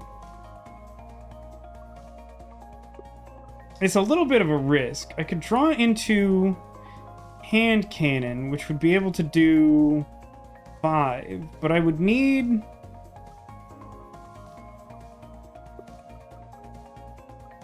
This is a really interesting conundrum.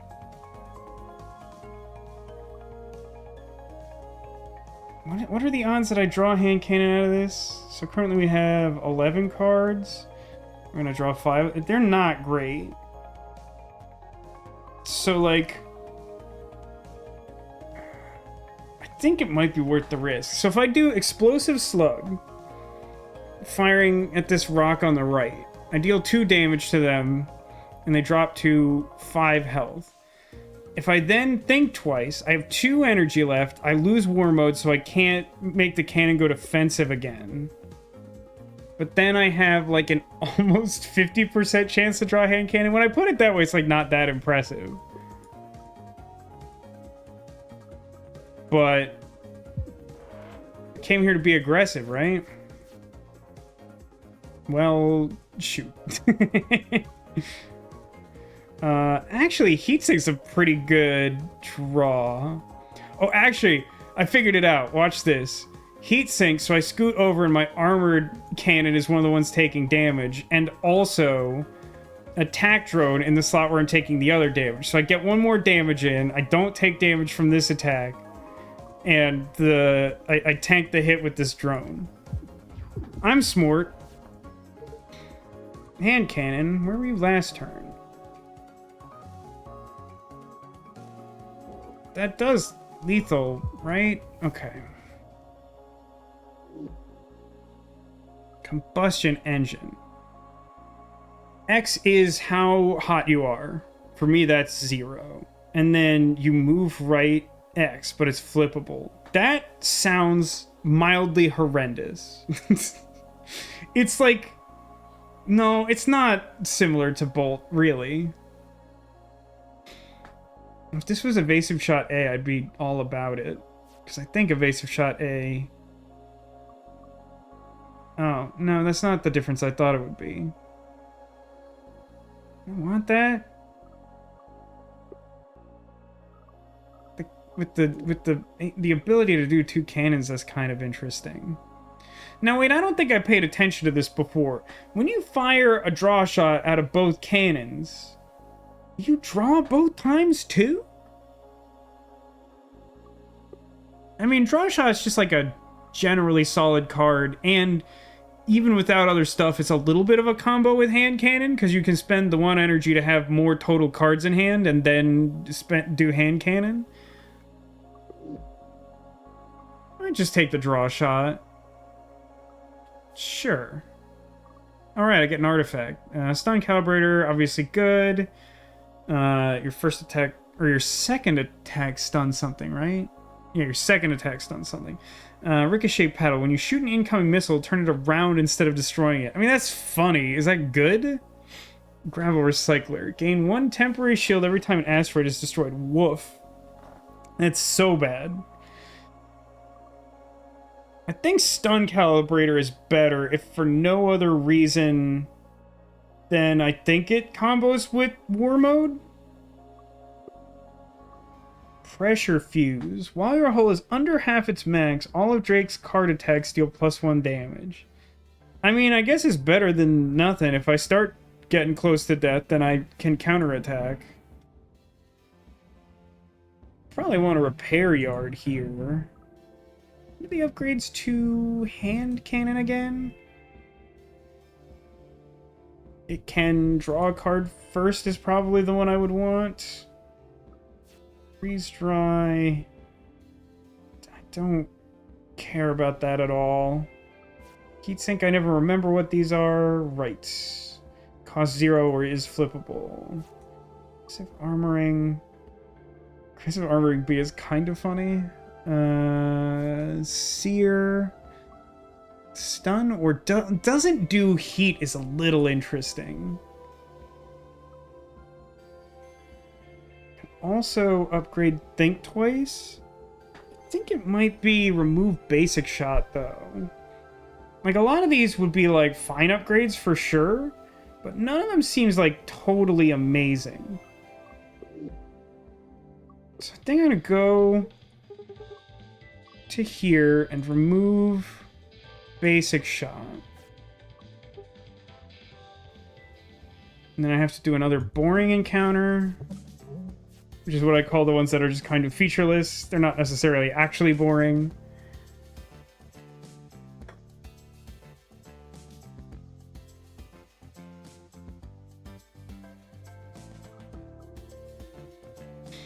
Kind of interested in doing like war mode panic something. The enemy is called Snoot. They look like this. Well, they sure do have a lot of cannons, huh? The Cannoneer.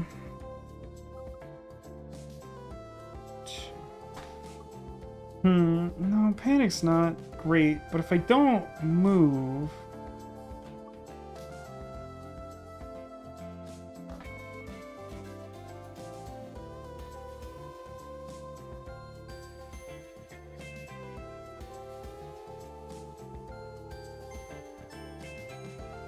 I kind of want to upgrade basic block. So if I move, and then I war mode, how much damage do you think I can do? First, let's do some science about this. Do I draw many times? No, I draw once, which is what I figured was probably true.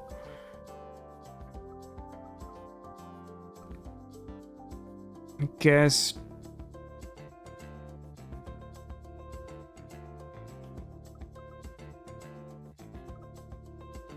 Nah, maybe a block here. I don't want to take hull damage. I know there's sort of a combo of sorts.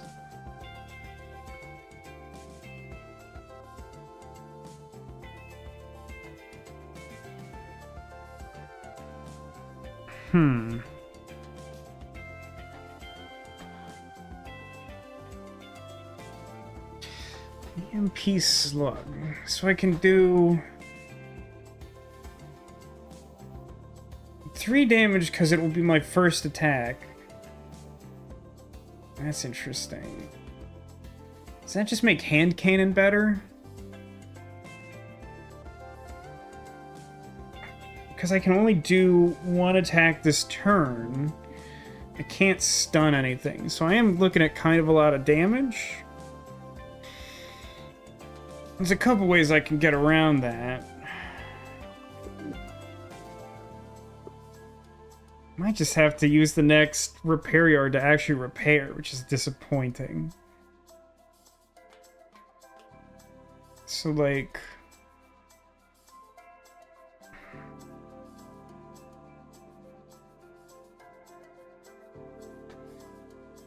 I think War Mode Slug has to be better. No, I mean, it's like the same. Yeah, it's the same as what it is. So I think I want to do War Mode Slug. And then... I mean, I should do Bolt, but it doesn't actually do anything right now. I could Ephemeral Dodge, but I won't.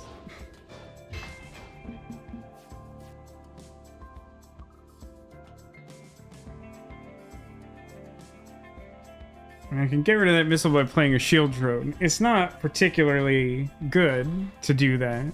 They're at, what is that, 7? 7 is like exactly enough that I can't kill them, right? Because I could do War Mode, Explosive Slug would do 4, and then Freeze Dry would do 2.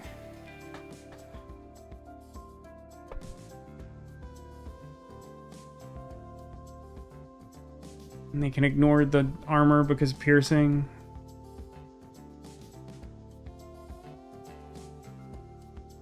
If I do that, I take the missile to the face. I think I just play this a little neutral, and I like shield drone to cancel out the missile. And then just do like normal damage. Actually, hang on. You know, war mode explosive slug is better than slug freeze dry.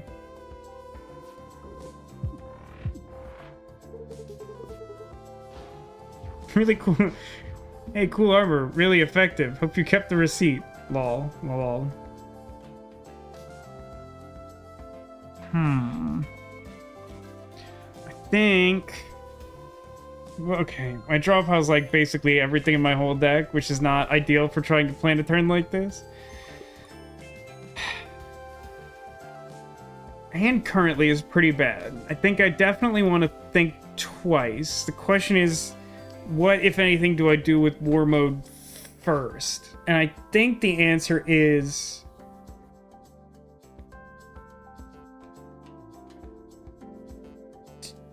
definitely war mode, think twice.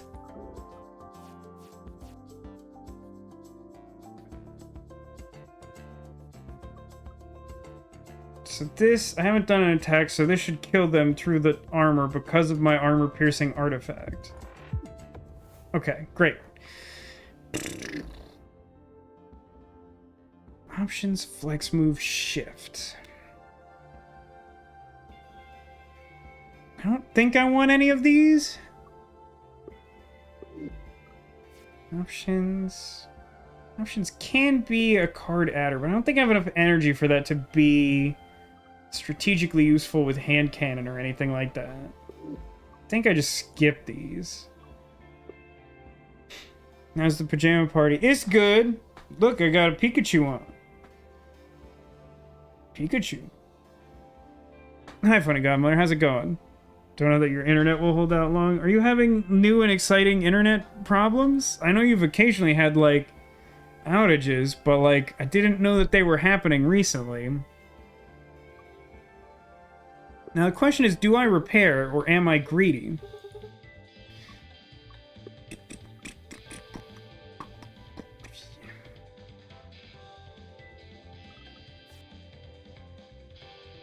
Honestly, aggressive armoring is starting to feel like more and more interesting. I would go with aggressive armoring B and like shoot them multiple times, giving them armor. But then I have like multiple ways to pierce it, so I don't care.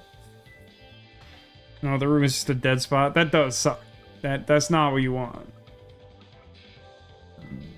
How are you doing any better today? I'm sorry, like, I can't say anything other than I'm sorry because that whole situation sucks, my dear sister.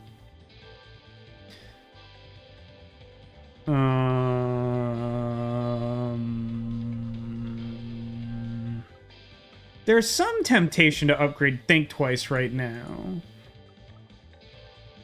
Because all these, like, Hail Mary turns where I'm, like, trying to draw into, like, a big hand cannon are a little better when I just draw 7. Like, this deck wants the draw 7 version, where normally I would like to upgrade it to 3. Although I guess upgrading it to 3 is a different kind of interesting. Because if you upgrade it to 3 so that it just costs 0... No, it still makes you discard, right? Yeah, it still makes you discard. So you can't... The thing I was thinking is, like, if it doesn't make you discard, then you could just draw 3 cards into a hand cannon you already have. But, like, Think Twice specifically makes you discard forever. So, yeah, I would definitely go for 7. Or aggressive armoring. I think everything else is kind of fine as it is.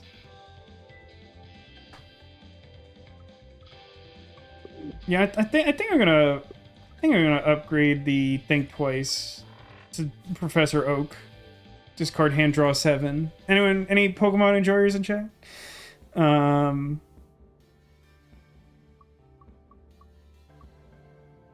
This is a really stupid story. It's like a while back, after playing Inscription, I was like, man, I could go for playing some Pokemon the TCG game on like Game Boy Color, and I knew exactly where it was in my parents' house because they have all of my crap.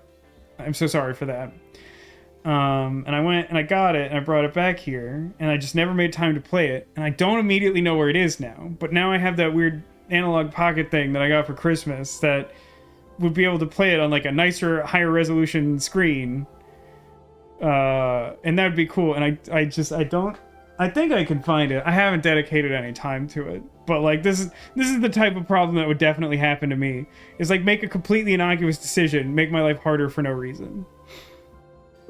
Let's fight a boss. There seems to be a nearly infinite supply of you guys, huh? You too. No, there is only one of me. I'm the original flavor, baby. I mean, the fact that I can pierce the shields is probably good. I feel like all these cannons and stuff are gonna be a problem. Actually, I guess the fact that, like, the main gimmick is that they have a bunch of, like, temporary shields, like, I should be able to ignore those too. It's gonna be all about doing enough damage to them without dying. I too am encouraged to hear that you are stable. I don't know if this particular game is of any interest to you, but I feel like you might enjoy something like this. This is a roguelike deck building game where you choose a crew of people who specialize in certain tactics. Like we have like a pilot to do maneuvering, an engineer to make missiles and attack drones, and like a gunner right now. And they sort of determine what cards you can get to put in your deck. And then when the battles happen, you fly around and try to dodge their attacks, raise shields, and shoot them before they blow you up. Donation says, the description was still one of the best for me simply because of the A1 billion thing of getting both me and my sister Steam friends pairing in a fight. I forgot that happened. Okay, so... War mode slug is a little interesting. It would take all of my energy, but it would be my one attack for the turn.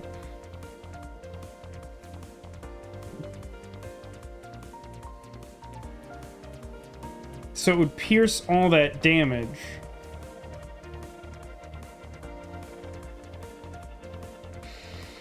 Alternatively, I mean, I can bolt for free to just get an extra movement. So I could, like, do extra damage there.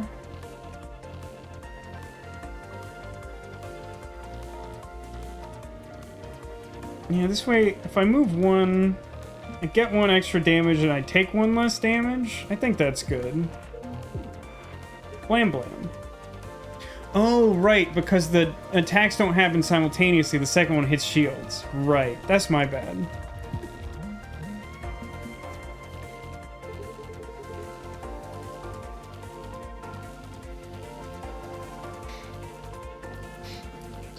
It's like Orion Trail a bit. I know I've seen you play that. I kind of don't remember how it is. Oh, wait, no. I do think I remember that. Yeah, it is a little like Orion Trail, if I'm thinking of the correct thing. Where you will forget what your job is on Monday. That's me, like, every day. Not just weekends. Okay, so they moved. They're trying to hit me for 2. I got hand cannon and think twice in the same hand, which is not what I would call ideal. So I can war mode to...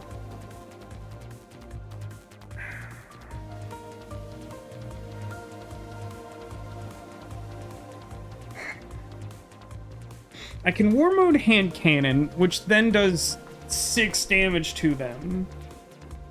But only 3 of it goes through piercing. I could think twice to draw most of my deck. I don't have a lot of defensive options, and the attacks hitting me in, like, the middle of my ship are even harder to deal with. This hand is not super good.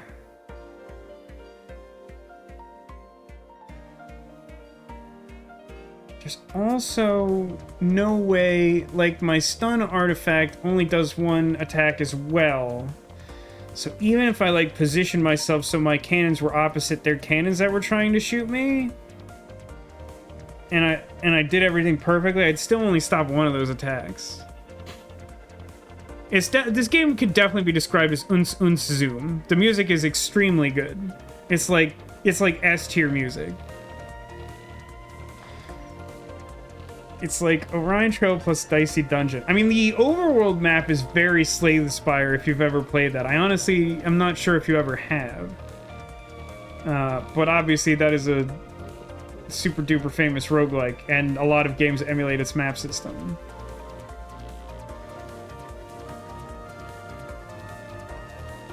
This is a tough turn. I think maybe I'm meant to just like hit them very hard. If I did end my turn by thinking twice to try and draw into ephemeral dodge,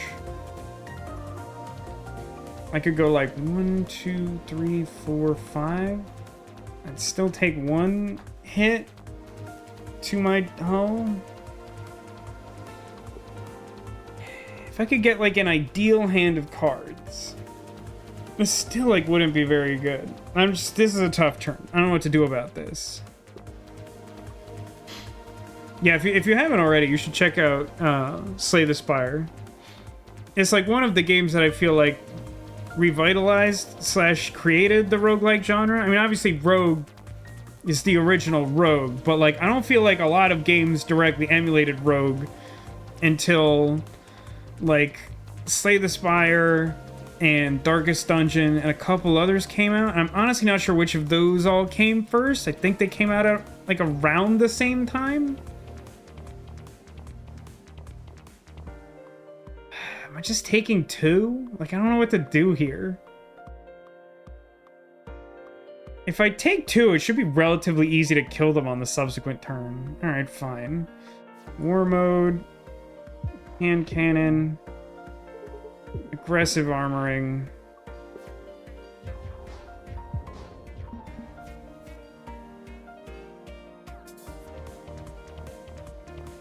So, is this active? Under half its max. It has to be under half, which I'm not, right? I'm at like 6, yeah, 6 out of 11. We're rounding helpful. Yeah, their attack pattern is just like really bad for my build. It's kind of a problem. So I'm probably supposed to like War Mode Seer, which does 8 damage.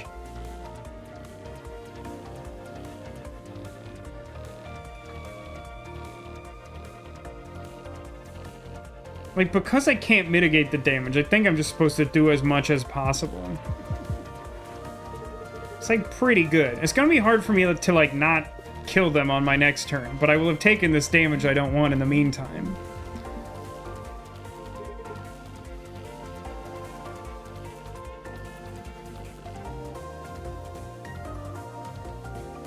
War mode, freeze dry. I feel like that boss fight music was a little louder. Oh, that healed me all the way to full? I didn't think it would. Well, that's good. Oh, wow. A hand cannon A, huh? That's not bad. The heck is Serenity? The next time you would gain any amount of heat, instead lose 1 Serenity. Draw a card. That's almost like the thing I asked for. Needed more things to do in this room. Now you've downloaded it on your phone and will make work pay for it because games research. That's the perfect solution for everyone. Also, Slay the Spire is great. I will say I've never gotten to its highest level difficulty because I lost a little bit of patience with it, but like only because I reached a point where like I kept wanting to do silly meme builds and the challenge rating got too hard for those to be good. That was the problem I faced. But I hope you enjoy it. It is a great game. Playing this will remove a card forever, attack for 2 damage, and if it kills, gain a max hull. That seems really ridiculously ambitious. We're kind of already building towards hand cannon, and this is the upgrade I would want for the one that I already have. So, like, I feel like I should take a second one. I don't think I want more than that. We're going to try Fortnite this week. I will be fascinated to hear your experience with that. I haven't played it myself. I definitely know generally how it works. I'm a little less versed. I think they've sort of like made a game mode that moves away from like the building tool, which was like one of its sort of foundational elements. I don't know much about that, but like I kind of know how Fortnite in general and all the PUBGs work. But Fortnite is the one with the most ability to have Goku go Super Saiyan on Peter Griffin, which is like a real sentence, I promise you.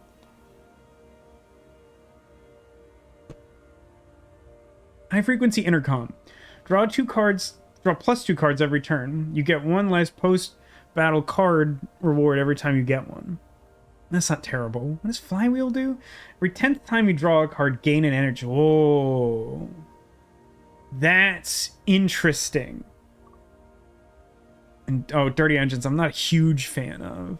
Yeah, let's try Flywheel. We got like a few card draw cards. Those can probably set up the occasional busted turn. Baldur's Gate has to happen this month. So, oh, this is fun. I had asked for, okay, I have to do the whole story if we're gonna do this stupid aside any justice. So, I had decided that I wanted to play Baldur's Gate 3 as well. And so, I wanted to ask for it for Christmas, because I made this decision around Christmas, and not spending money on it is cool, because it's a relatively expensive game. So, I went on Amazon, and at that time at least, it was not possible to either buy a physical copy of the game for PlayStation, which I'm fairly certain exists, but you couldn't buy one and there wasn't a listing for it. And you also couldn't buy a digital download code specifically for Baldur's Gate 3 for PlayStation on Amazon at all. So the only way to do that was to ask for a gift card for Sony in the amount it would take to buy the game directly through the Sony PlayStation Store, which I maintain, even though no one seems as incensed by this as I am, I maintain that this is an incredibly stupid occurrence. But the upside of that is that when I got home from visiting my family for Christmas, Baldur's Gate 3 was still on some kind of winter sale, so I got like 10% off the game and have some bonus money for something, probably a game I'll buy for stream. So that's a nice treat for me. I haven't made any time to play Baldur's Gate. I think it has to be an off-stream game. Like, I really think it does. I've considered trying to stream it, but like it would be the only thing I ever did for like a whole year. Like, I just don't think that's feasible. Like, as fun as it could be to play that on stream, I think that's just the thing I have to do in my own time. My sister says, no, I mean, Game of the Year, I feel like you would want to just exchange money for services with people without a lot of friction. Yeah, right? Like, I feel like you shouldn't add these extra steps to deter people from buying the Game of the Year. I don't know, it just seems silly. Plus the crowd it would draw would be something. Is it really one of those games? I don't get the impression it's as bad as, like, the go-to for me is like Undertale. It's like, just the Undertale crowd seems like they just want you to feel bad. But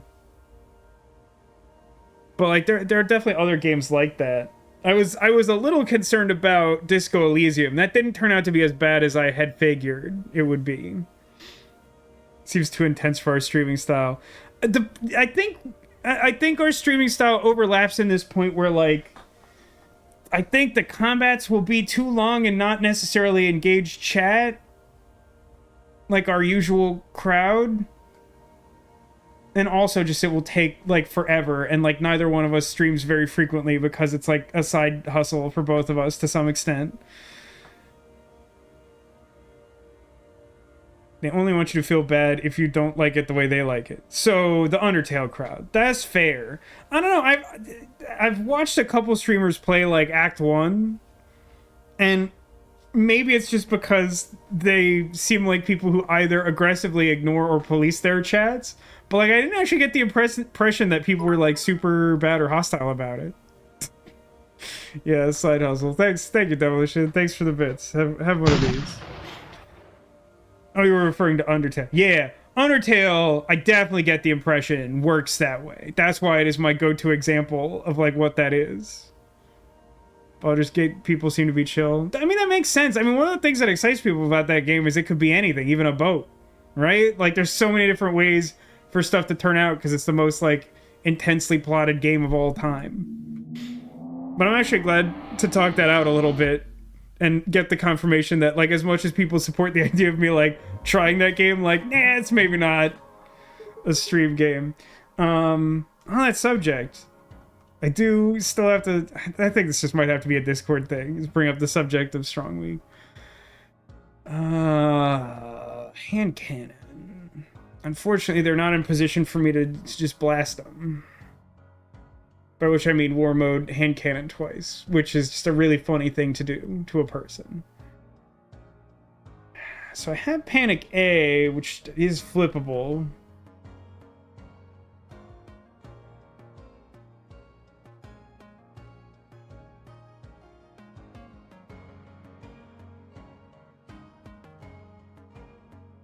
It doesn't do a lot for me. I don't have enough defense for these, like, encounters where, like, they just have, like, a bunch of, like, straightforward, consistent damage. Just realized that we should ride roller coasters after you teach your fancy university course. Is there a specific thing that makes you think we should ride roller coasters? Did I miss a connection there? I mean, I don't necessarily disagree. It's in Hollywood across from Universal. Oh, it's across from Universal. Hey, I think I know the answer to this. But as a theme park aficionado, have you made it to, like, Mario World in any of the Universals yet? I feel like I would know if you did, but I'm curious. No? I'll say this. It visually looks cool. It also looks very busy, both in terms of crowd and also just, like, I feel like any video or photo I've seen of the land at large just kind of feels like there's stuff, like, everywhere. In addition to that... Oh, good, my internet's tanking now, all of a sudden. Come on. Come on. Okay, we seem to be back. I don't know what that dip was. I've seen, like, photos of, like, food in the Mario Brothers Cafe or whatever it is. I'm like, none of that looks like anything I'm eating. I think, I don't know. Like, I drop frames. I'm not sure if it's possible drop frames are a Twitch thing, but that was so brief, and I haven't really had any internet issues lately, and it's not persisting. 2 years might be enough for that. I'm not sure I've seen a lot recently that suggests it's super busy. I remember seeing a lot of stuff in the, like, maybe 3 months after it came out or whatever. The food is super adorable. It just doesn't look like anything I want to eat. Well, Cadis, you got a shiny Poplio in Pokemon? That's pretty cool. Is Poplio your favorite starter? That's interesting. I don't think I would have guessed that, Arcadius. You weren't even farming, you just got it? That's fun. Surprise shinies are, to me, they're personally a little more fun than like farming them. Like, no disrespect to people who do farm them, but, like, I kind of just prefer having Pokemon, and then if I get a shiny one, it's cool. I've been staring at this board for a while because I think this opening hand is horrendous, and no matter what happens, I'm going to be sad about it. I mean, maybe the play is simply Panic. That might just be correct. Actually, maybe that is right. Maybe I just, like, hand cannon Panic. Because if I panic to the left, then I gain a shield and take no damage. Sure. Flip war mode. Hand cannon. Oh, and it pierces. I forgot it was going to pierce. I keep forgetting that Panic, like, shoots an empty cannon. I get confused, like, every time. It's not so much Poplio. And you just like the middle evolution, but you like Primarina. I mean, that's fair. I mean, a lot of the adolescent evolutions of these Kanto starters in my chest region, for emphasis, a lot of those adolescent forms are really awkward. I mean, like, what's with Wartortle? Like, I feel like, as a teenager, I was as awkward as Wartortle is. Charmeleon's a little weird, but he still seems like he could hold his own in the schoolyard. Ivysaur is actually, like, alright. He's like the textbook, like, middle bloomer, right? Like, not a particularly early developer and like doesn't spike hard later, but like also just doesn't have as awkward as a period as a teenager. Only a guy could say that. No, a girl could say that. It's just they draw a different crowd when they do. It just means something. It hits different.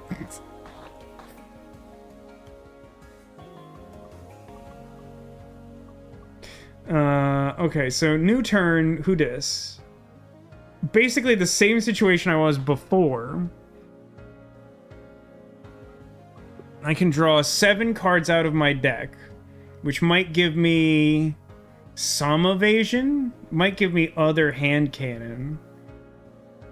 If I got other hand cannon, it'd be pretty funny. Oh, actually, no, I have like a good play this turn, because I can attack drone. And then I guess I would just like... Okay, here's what we're doing.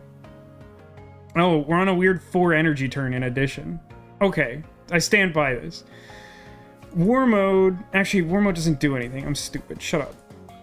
Put a drone out there. Think twice. Hand cannon A. Which will do... 7 piercing damage. Oh, no, it's not piercing because I did the thing. That's stupid. I'm so bad at everything. Listen, just ignore me.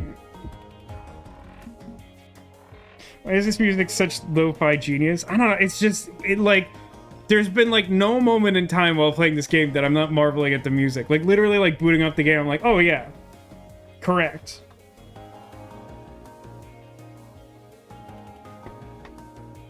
Okay, so now I don't have to worry about shields because I made that bonehead play last turn. But I do gotta get through like 8 of them hull. So the way to do this is... I can't kill this turn, right? That's just like not a thing. So then I think I want like shield, war mode...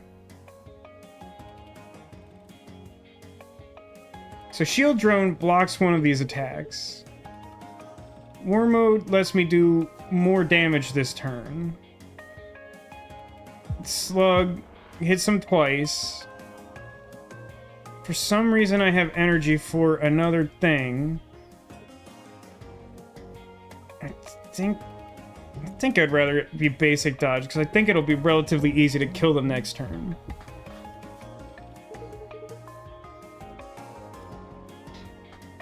Beats to explore space too, for real.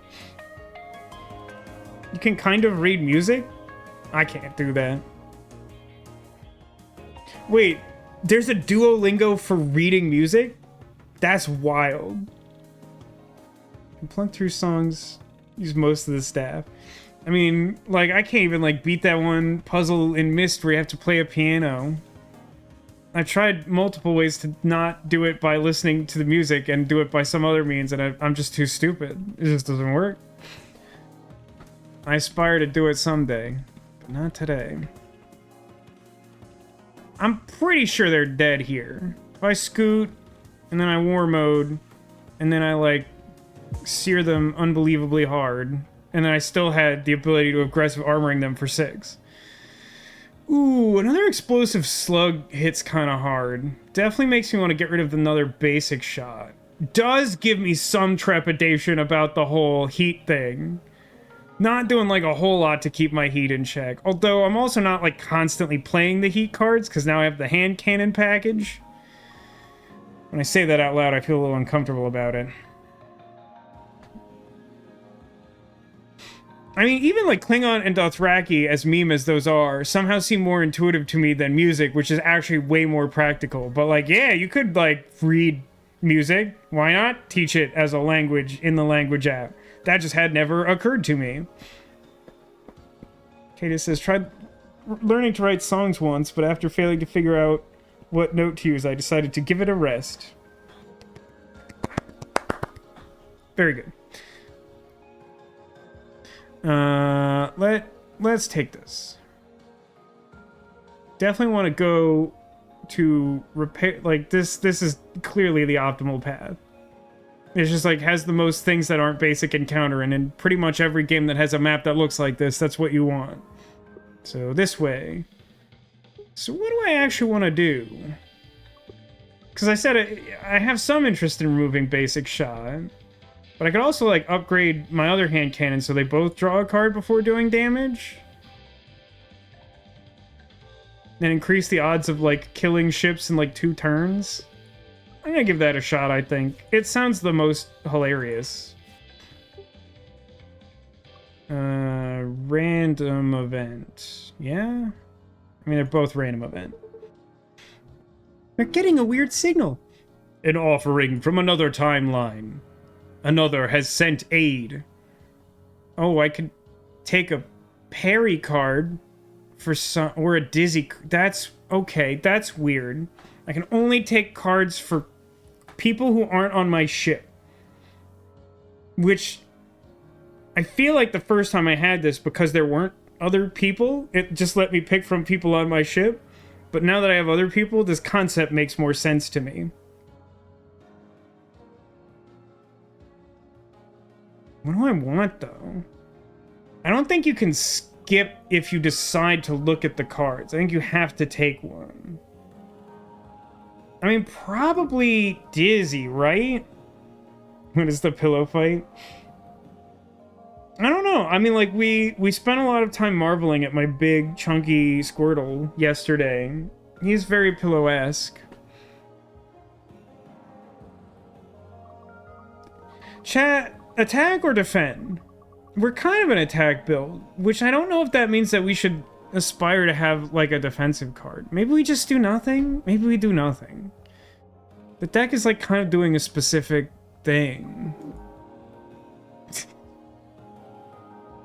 Alright, I mean, we haven't seen a parry card in a minute, sure. Are any of these good? Power play. Add 1 damage to all attacks. Lose a hull. I mean, that is very glass cannon. Flux. Whenever the ship attacks, it gains 1 temp shield. Oh, that's pretty good. I mean, it's like energy hungry. I hope you can upgrade it to cost 1. That with the war mode, that's pretty good. Teddy bear zoom.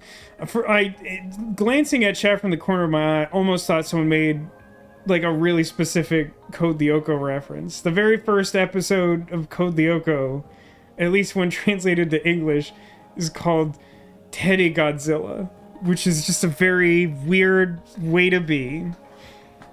I mean, Flux is like for sure the card, because it works with what I'm doing and shores up one of my deck's greatest weaknesses.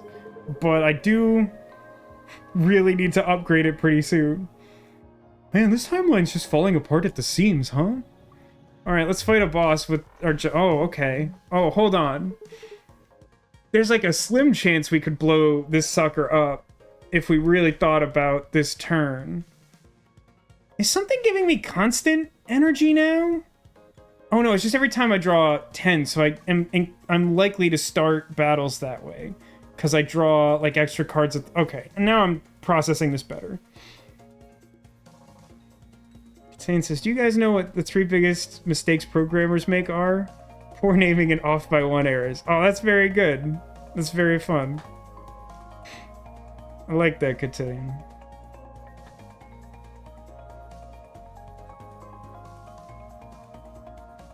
Will it take damage on this part? Since it's like kind of submerged or whatever. Alright, so my deck contains 16 other cards, huh?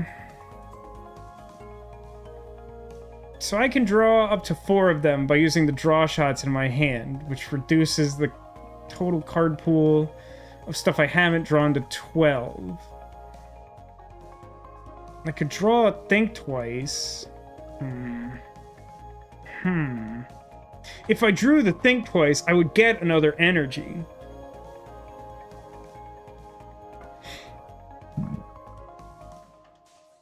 I mean, like, war mode for sure.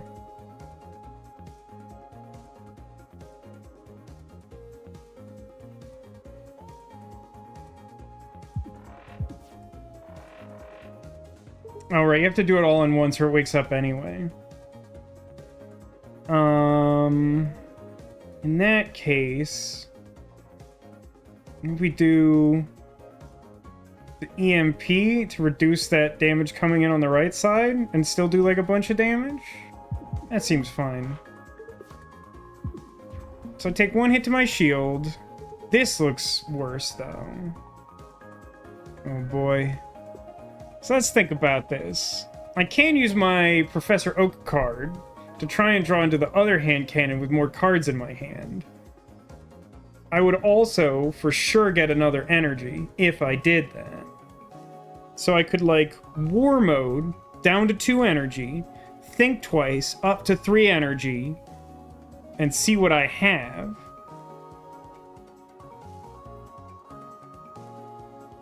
And then I think at that point I have a pretty good shot of killing this thing. I wouldn't have ephemeral dodge as an option. I'm gonna do this. So everything I wanted came in a rocket can. So I'm going to do...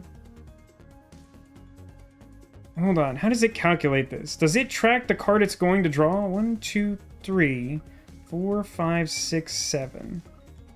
Yes, I think it does, because it normally doesn't count itself. So then that alone does... Lethal? Question mark? Okay, great. Yeah, I mean, War Mode hand cannon is really funny, for sure. My sister says, in her boredom in the past 36 hours, she started the university course on video gaming, wrote a satirical article to submit to McSweeney's on Monday, with the first 5 pages and character sketches of a new novel. ADHD could never. I mean, that's some real hyper-focus for sure.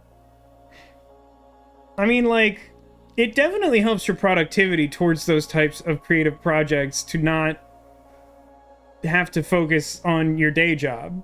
I talked a little bit about this over the holidays, right?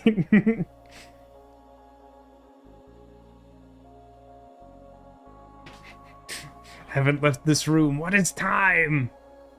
Radio Control is a funny card. Repair kit. Destroying the repair kit heals destroyer's hull for 2. An asinine card. I don't want any of this garbage. I don't like the engineer. Skip. Prepared batteries. Gain 1 extra energy on the first turn. Oh my gosh. That's so good for this build. Shield lasts between combats. Not at all good for this build. The 5th time you attack, gain 1. It's definitely the batteries. Starting with batteries on the first turn increases the likelihood of us doing like 30 damage to them with hand cannons fired twice. Order doesn't matter. Let's take what is this? Oh, they're burning themselves. Stop hitting yourself? Oh my god, I have 5 energy? Everything I want in a rocket can. So what's their total? 20. I gotta blast through 20 this turn if I want to mess them up. I honestly think I can do that.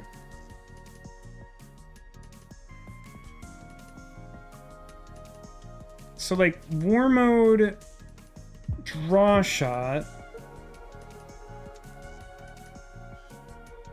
hand cannon? No, for some reason I was thinking I'd be able to do more than that.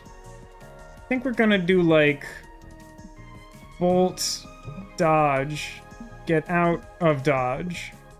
But still, that did like a bunch of damage and looked really cool.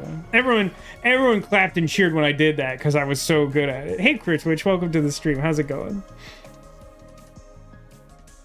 Forgot which game this is. Oh yeah, Cobalt Core. It's a space game with cards. Pew pew. Actually, it's music game with space and shooting. In fact, forget the casino.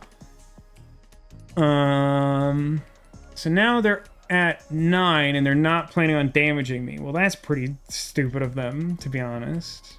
If I draw 1 more card, I get another energy. That seems like a pretty good incentive to play my draw shot, huh?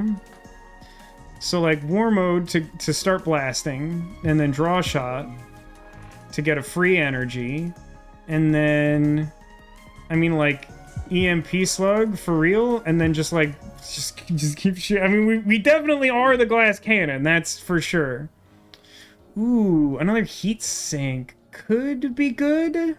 Not amazing, but like I think it might be what we want. It's I don't know. Actually, options B is pretty good. Options B is another way to like draw a couple cards to put us over the limit to get energy off our flywheel artifact.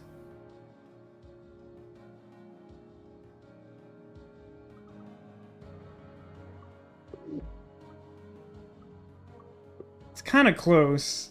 I mean, I've expressed some concern about our heat accumulation, but like frankly, it still has never come close to mattering. So if anything, I probably should take options B.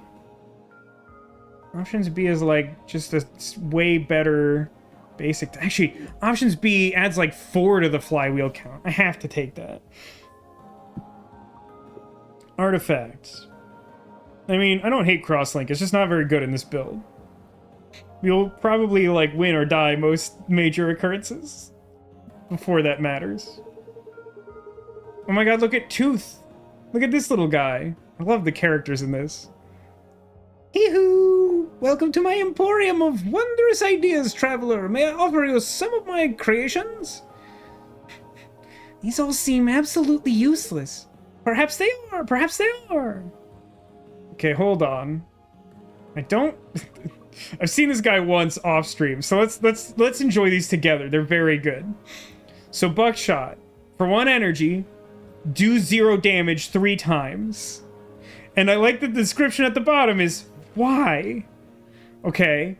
Waltz. For 1 energy, move 2 to the left, then 1 to the right, then 1 to the right again, with a net of 0 movement. Again, why? Bruise.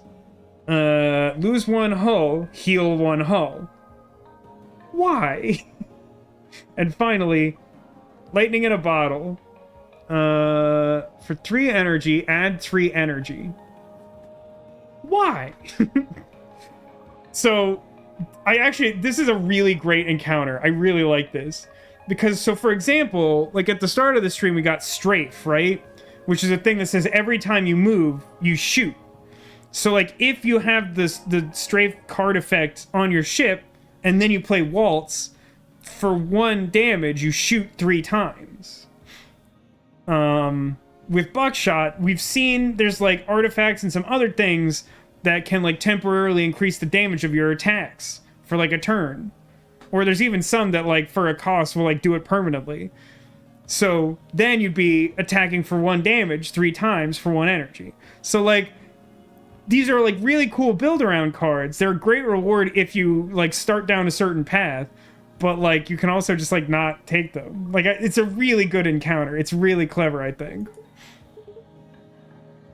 Thanks, I guess. Oh god. It's like another ship that wants me not to have fun. What do I want to do here? It's trying to raise its shield. But it doesn't raise their max shield, so that seems silly. There's not like a meaningful world in which stunning something seems good, is there? Actually, I guess without moving, I can move my cannon to the left with war mode. And then I can like basic shot, aggressive armoring, scramble bolt? It's not like a super good turn, but I've seen and done worse.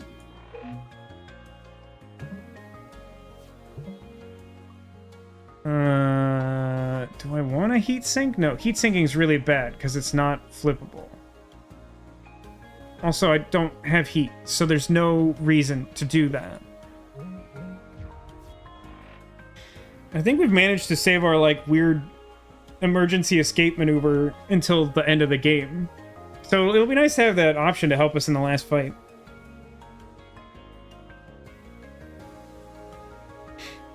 I thank you, Chris, which I appreciate. I appreciate the positive way you spun that. After I explained it, you really like the thought that went into it.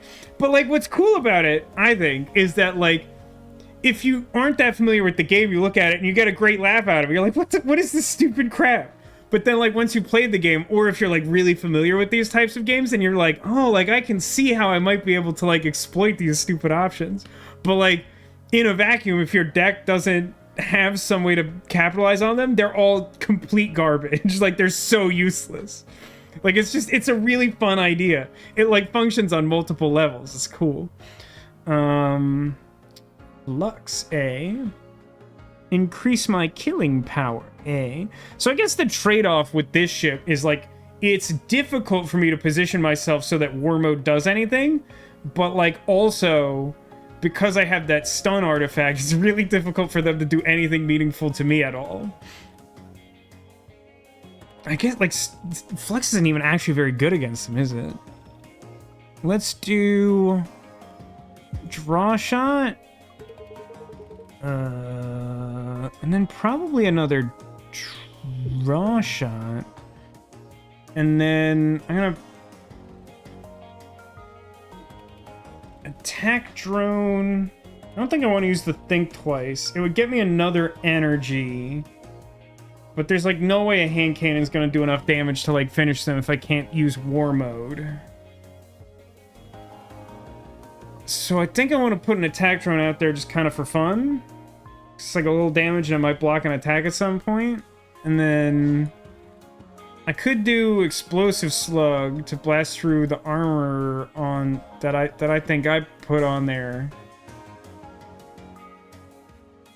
Or I could basic dodge. I'm already at 4 evasion. I'm fine just shooting them. Oh, that's right. My evasion's super high because I'm doing attacks, right? Yeah, that'll do that. Ooh, they've positioned themselves so hand cannon is good. And also I drew hand cannon. So hold on. Oh, I'm at 9. Oh, I think we're about to have a really good turn, chat. I don't remember where I read this, but like I saw, I think it was on like Twitter or social media somewhere, that like people who like aren't streamers have started using chat as like a gender neutral like collective noun, like y'all. Just because like enough people watch like streamer content that they're just kind of familiar with people being like, hey chat, meaning like, hey everyone who's listening to me.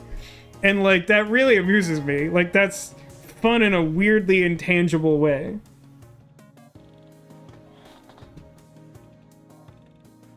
You hate it. That's also fair, Crit Twitch. But get ready, y'all.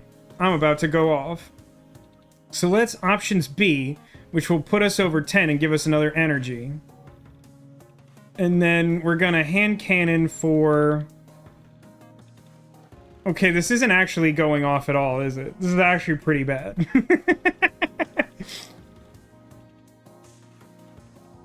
I mean, I have a bunch of evasion, so I can actually just, like, dodge out of the way. So it's really not that bad. I was just somehow expecting this to be more effective. I mean, I am... It's gonna close... No, I guess it's not that close to killing them. It's gonna do, like, a ton, though. And then I'm just gonna scoot, scoot, scoot.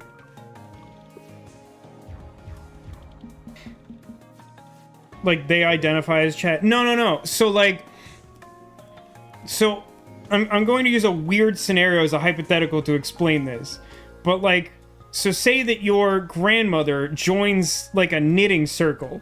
And she wants to say, hey, everyone, let's go for drinks later. She might say to a group of people who've probably never watched a Twitch stream in their life, hey, chat, let's go get drinks later. That's what I mean.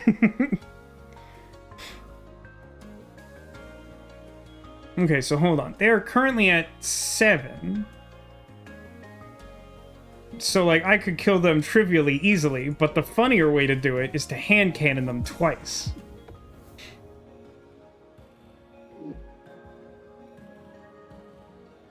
Heat wave. So this is one of the things I'm talking about. Is like before we saw one of those useless cards that was like one energy deals 0 3 times. if you have this like overdrive effect, then you could like boost the damage from them. Evasive Shot B might be okay for this deck. Might help me like position like war mode cannons to like blast them or whatever.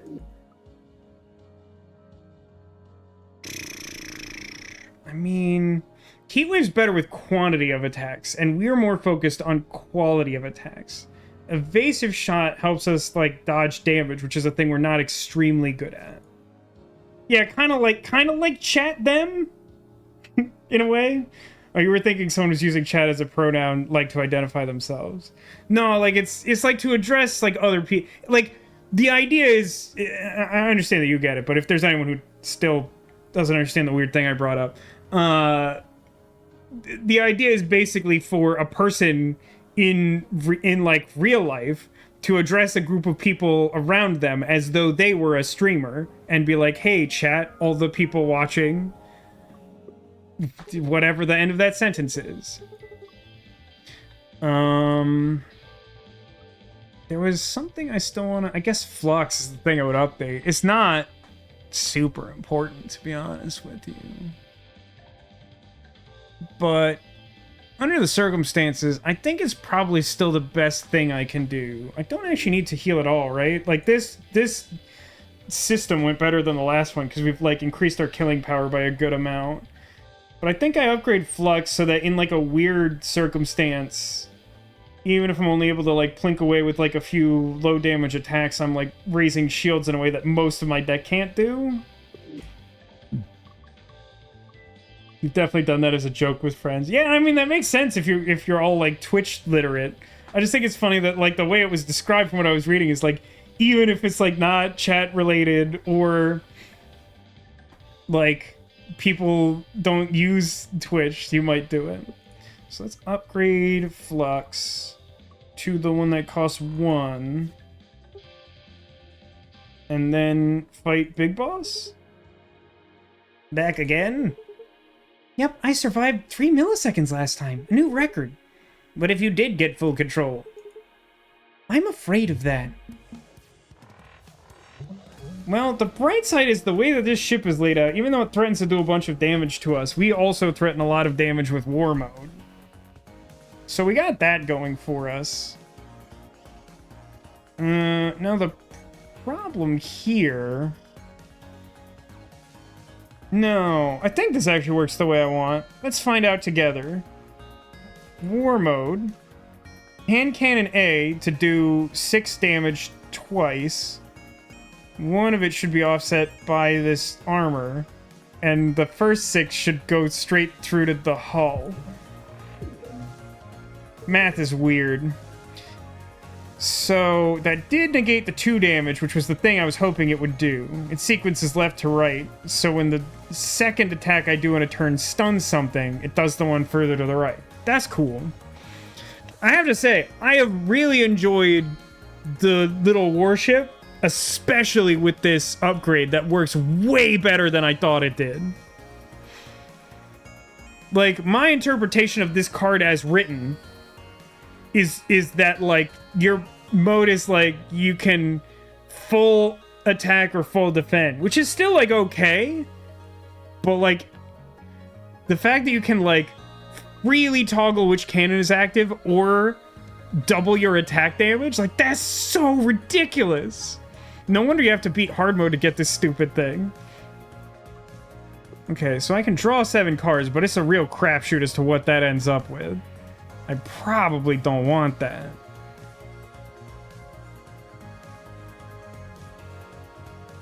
What I probably do want...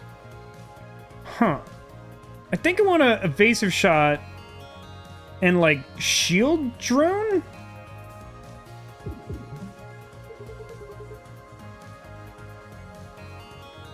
Yeah, that should... I mean, that offsets the damage that's coming in. Yeah, that's pretty good.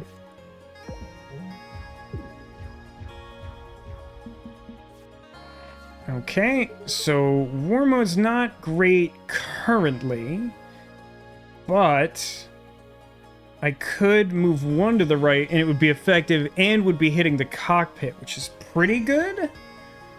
Let's also bolt just for free as a treat. So yeah, I'm pretty sure I want to... Oh, the trick of this is if I do war mode before making 2 attacks, then I won't stun the thing I want to stun. But there's a workaround for that. I can war mode, move into position. If I understand the way this game works, which I'm realizing I didn't think all the way through before committing to this, I believe that I should fire 2 shots from left cannon first, which should stun the bad core. And not 2, 2, 2, 2. Nope, it doesn't do the thing I want. Well, that's less good for me, aka the home team, aka Home Slice, aka your boy. I guess we'll draw shot, and then I'm probably gonna duck 1 to the right so as to avoid taking 3 damage. Also, my shield drone did some work there.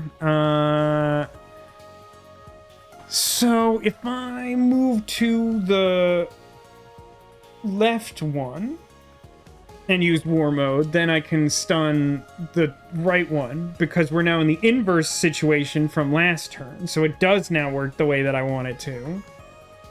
And because we're on the final battle, there's no reason not to suddenly gain 5 evade just for fun. So, use one of those to scoot.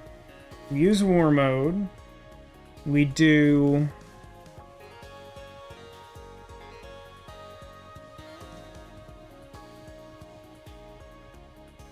Flux first? Flux first, I think. Like, I think it's relevant. And then... I'd probably... Well, I don't know. Maybe I wouldn't rather Explosive Slug. It starts to near relevant heat total. And the piercing's not... I think I want to play it a little safe. I'd rather spend the heat on something that's doing more damage than this. Not that this is bad. So all that temporary shield blocks incoming damage. Woof. Got missile. Alright, it's stuck in place. So, how do I want to run this?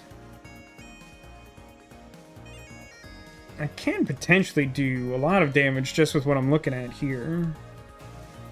I think I would want to do, like, war mode options... hand cannon? No.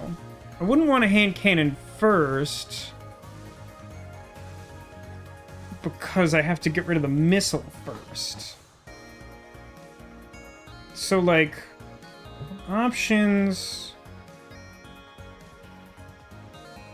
war mode... No, it kind of has to be hand cannon now. The effect I get is just getting rid of the missile. Or maybe I just don't do hand cannon? Is it better not to do hand cannon? No, that simply can't be true. So let's... I mean, the alternative would be to aggressive armoring first, but that would replace weak with armored. And I wouldn't be able to pierce it with the hand cannon attack? It might be close, but I don't think that math favors me very much. I think I would rather hand cannon then aggressive armoring. Times like these, I bet you wish you had a little hole in your ship still. Oh, yeah. Oh, Critchwitch. We finished a run earlier in the stream, one that we started before the end of last year. And, like, right before the final boss, we got a random event that was like, hey, do you want me to scramble your ship? And I was like, okay. And it just, like, it made it so, like, both of my wings were on the left, and then like my gun and my like missile bay were on the right, and I had like an artifact that was like, if you have extra energy, then your wings fold in and you don't take damage. So like in this like final boss encounter, I just kept like saving 1 energy and like half of my ship disappeared. It was like surprisingly relevant. So let's do that hand cannon. Armor. Yeah, I think I want armor. It's pretty funny. You might want to watch the VOD. I don't know how much you care about this game. Okay. So I can do like war mode and then hand cannon twice for 6, but that is also reduced by 1 twice. So like 10? Well, that alone isn't gonna do it. But I can think twice to draw into something that's gotta be relevant. So like war mode. Oh, one of these pierces too, so it doesn't actually prevent all that damage. So 6, and then like 6 and then 5. And then think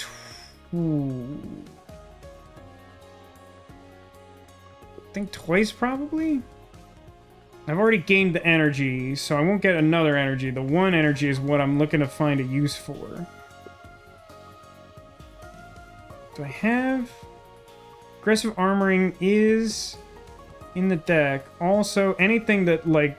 Yeah, I mean, I should... Let's think twice. Explosive Slug does it, right? Because I'll fire 2 piercing shots for 2 damage, and that's 4 total. Yay, we finished 2 runs today. You are growing stronger. Who shall it be this time? Chat, who should we get a memory for? We'll get a little cutscene in a minute. Would you like to give it to Isaac, the engineer, who I don't like very much? Riggs, the pilot, who I like quite a lot? Or Drake, the quasi-reformed pirate who was responsible for us exploding every head? Good. I'm glad we're on the same page that we should get as many Isaac memories out of the way as possible. Isaac, please. Hey, you are not afraid like the others. Why? I don't know. You're like omnipotent? You seem to have this whole thing figured out. I am not. We are all still in great peril. Oh. Well, shoot. Memory 2. T-minus 201 days. Hand me that screwdriver. What you doing? This drone needs a new sensor array. The radiation in the core fries them pretty quick. You know, before he started, I used to go in there myself. What, like in a rad suit? Of course. I'm not that irresponsible. Okay, this a little Jeffy all patched up. I love that he took out a little notepad. Look at that adorable little sheep notepad. What's even more impressive is that the first run, we won on hard difficulty with that abysmal, like, scatter drone deck. Little Jeffy, you named the drones? Yeah, they're my little guys. Can I name one? Sure, let's see. Here, this one hasn't been booted up. Give it a name. Dizzy Jr. Try again. I mean, that was fun. I'm not sure what I expect the culmination of all the memories to be, if I'm honest with you. That was a lot of fun. I mean, it was normal, so, like, the difficulty wasn't as hard, but, like, man, that ship is so cool. You could do such cool things with that. Imagine a run where we have Parry and my favorite card, Multi-Shot, and we have War Mode, and we are just blasting on all fronts. Pew, pew, pew, pew, pew, pew, pew, pew, pew, pew. Artifacts found 27. Oh, we got Max. What is Max? Max is a hacker. His cards enhance and exhaust other cards, and gamble with hand position? Well, there's a new axis I didn't think we'd be playing with. Dizzy Jr. is a cute name. I think the issue that Isaac had is that the person who suggested it was Dizzy, so it was kind of self-effacing or whatever. I mean, at some point we gotta play Max, right? I mean, I'm not starting another run tonight. Do we have some level of interest in playing this and finding out what Max is like next week? Yeah, I mean, like, if we're playing this again on stream, we're gonna play Max for sure. What's interesting is it says crew 3 of 3 as if there's some chance that might change. Does one of these ships, like, maybe allow you to have more crew or something weird? Maybe it's just meant to remind you of, like, what your goal is. Alright, like, listen, it's not a hard sell to get me to play more of this game. Like, the last 2 times I played it on stream, I did, like, 3 runs after the stream, like, basically both times. Just, like, off stream. Just, like, kept playing the game. Really big fan of this game. And, you know, despite the fact that I played it a bunch off stream, there's still, like, a bunch of stuff that I haven't seen. Like, I really recommend this. Like, halfway through the last stream, I was like, hey, this game is really good. Buy it. Not sponsored, just do it, though. We gotta win 10 runs to unlock this ship, which has, like, 2 scaffolding gaps in the middle, which I am a fan of those. Actually, this ship is really funny. Because, like, if you get... Oh, I guess this one doesn't count as a wing. I thought it did, and then, like, if you got the wing tucking artifact, then, like, there'd only be, like, 2 spots they could hit or whatever. I really like the Ares. I mean, like, nothing wrong with the Artemis. It's a great basic ship, but, like, the Ares is, like, so cool. There's still, like, at least 2 characters to unlock. I think we get more... Oh no, it's still kind of serene music. Thought it was gonna go more exciting. Anyway, yeah, that's been some Cobalt Core. And this has been our pajama stream, which, like, maybe we could do more of, and I don't know if people like this. Since some of you are here who weren't here at the start of the stream, I gotta get up again and show off my pants! Which is a totally normal thing to do! Don't alert Twitch to a violation of terms of service or nothing. Look at my pants. Look at the Squirtles. And also the crotch Bulbasaur. These are very good pants. They're very soft and very warm, and they're covered in Squirtles.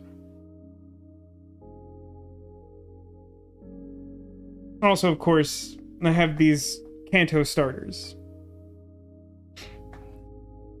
Considering that we generally assume streamers don't wear pants, this is groundbreaking. You know what? That's fair. Everyone should praise me for wearing pants or something. Yeah, extra secret Squirtles. They were hiding... Demolition has frequently in the past guessed that I've been hiding a Squirtle on my lap, and I guess, in a sense, I have done that today. I imagine that pointing this out will amuse Demolition. There we go. Got him. But yeah, we could have another pajama party sometime. I don't know what the protocol for that is. We could just, like, designate certain games as chill games and then just be like, listen, we're just gonna wear our pajamas and we're not gonna get mad.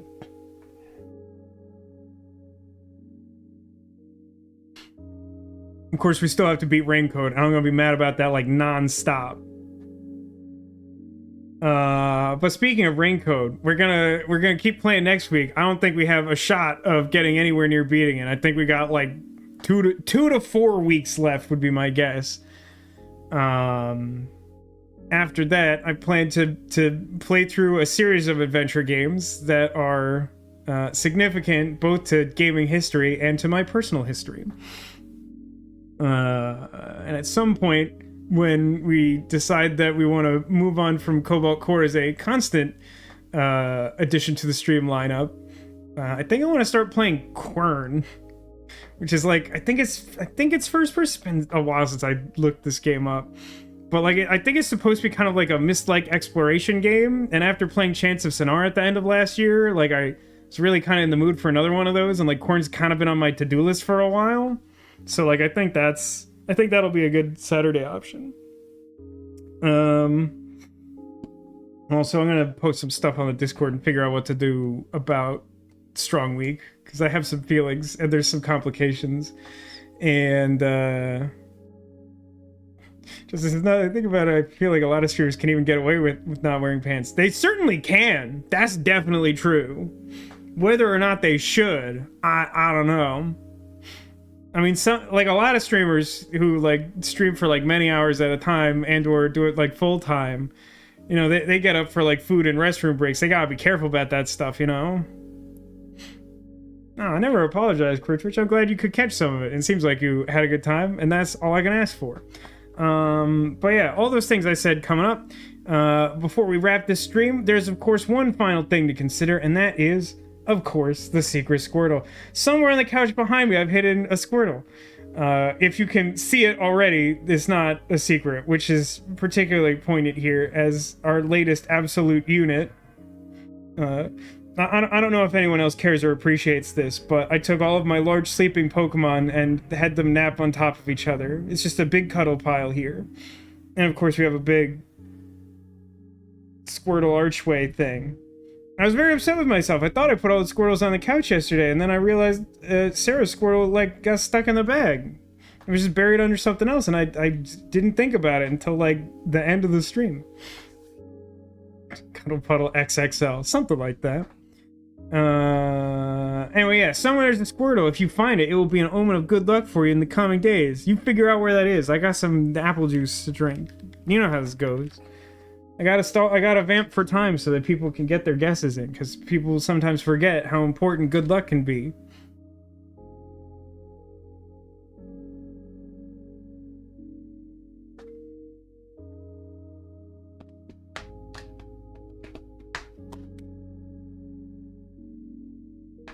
Alright, let's take a look. I'll try to catch any stragglers here. So.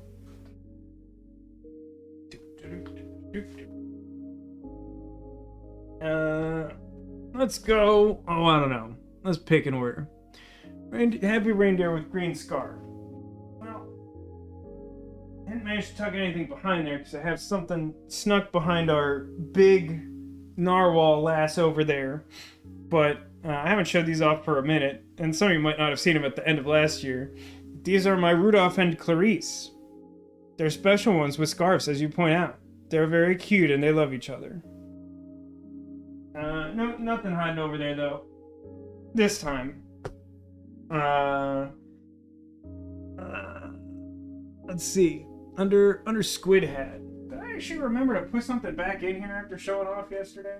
Oh no, Squirtles fell out. Oh yeah, there's somebody in here. Under Squid Hat is Hans the Porky Pirate. Yar! I love this little guy. He can always fit somewhere, and he's just a little pirate guy. I like him. Sit up there. Carlos. Carlos also has a similarly sized little friend with him. Is it a Squirtle? No, it is the gingerbread man with such a fluffy hat.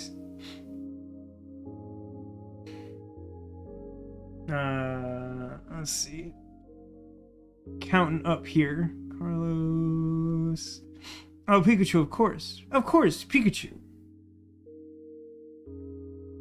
Well, Demolition. Underneath this Pikachu is, in fact, a secret Squirtle. He's a gingerbread. Oh yeah, I got a gingerbread friend. And you know, I'm gonna show him off, but I want to show off something else. I hid a second Squirtle, and it's hiding over here behind this little fella I didn't get to show off much yesterday. Second Squirtle. So yeah. Here's my little gingerbread man. He's got like a bow tie. I don't know. He just seems like a very good little gentleman. He seems very well behaved. And then this guy is just like a winter cat. But what's fun is they have kind of the same hat.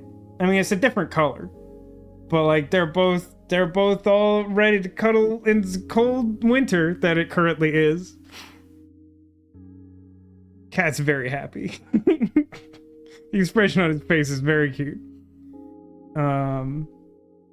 Anyway, that'll wrap up this stream. I'm glad that everybody is happy to play some more Cobalt Core. Like I said, I'll just keep playing it. That's fine. I have no problem with this. I'm like literally gonna start editing this video and then I'm gonna play Cobalt Core. Like that's 100% what I'm doing now. Thanks everybody for watching. Thanks for being here. Thanks for being you, and I hope to see you again soon. Until then, take care of yourselves and remember that you are clawsome.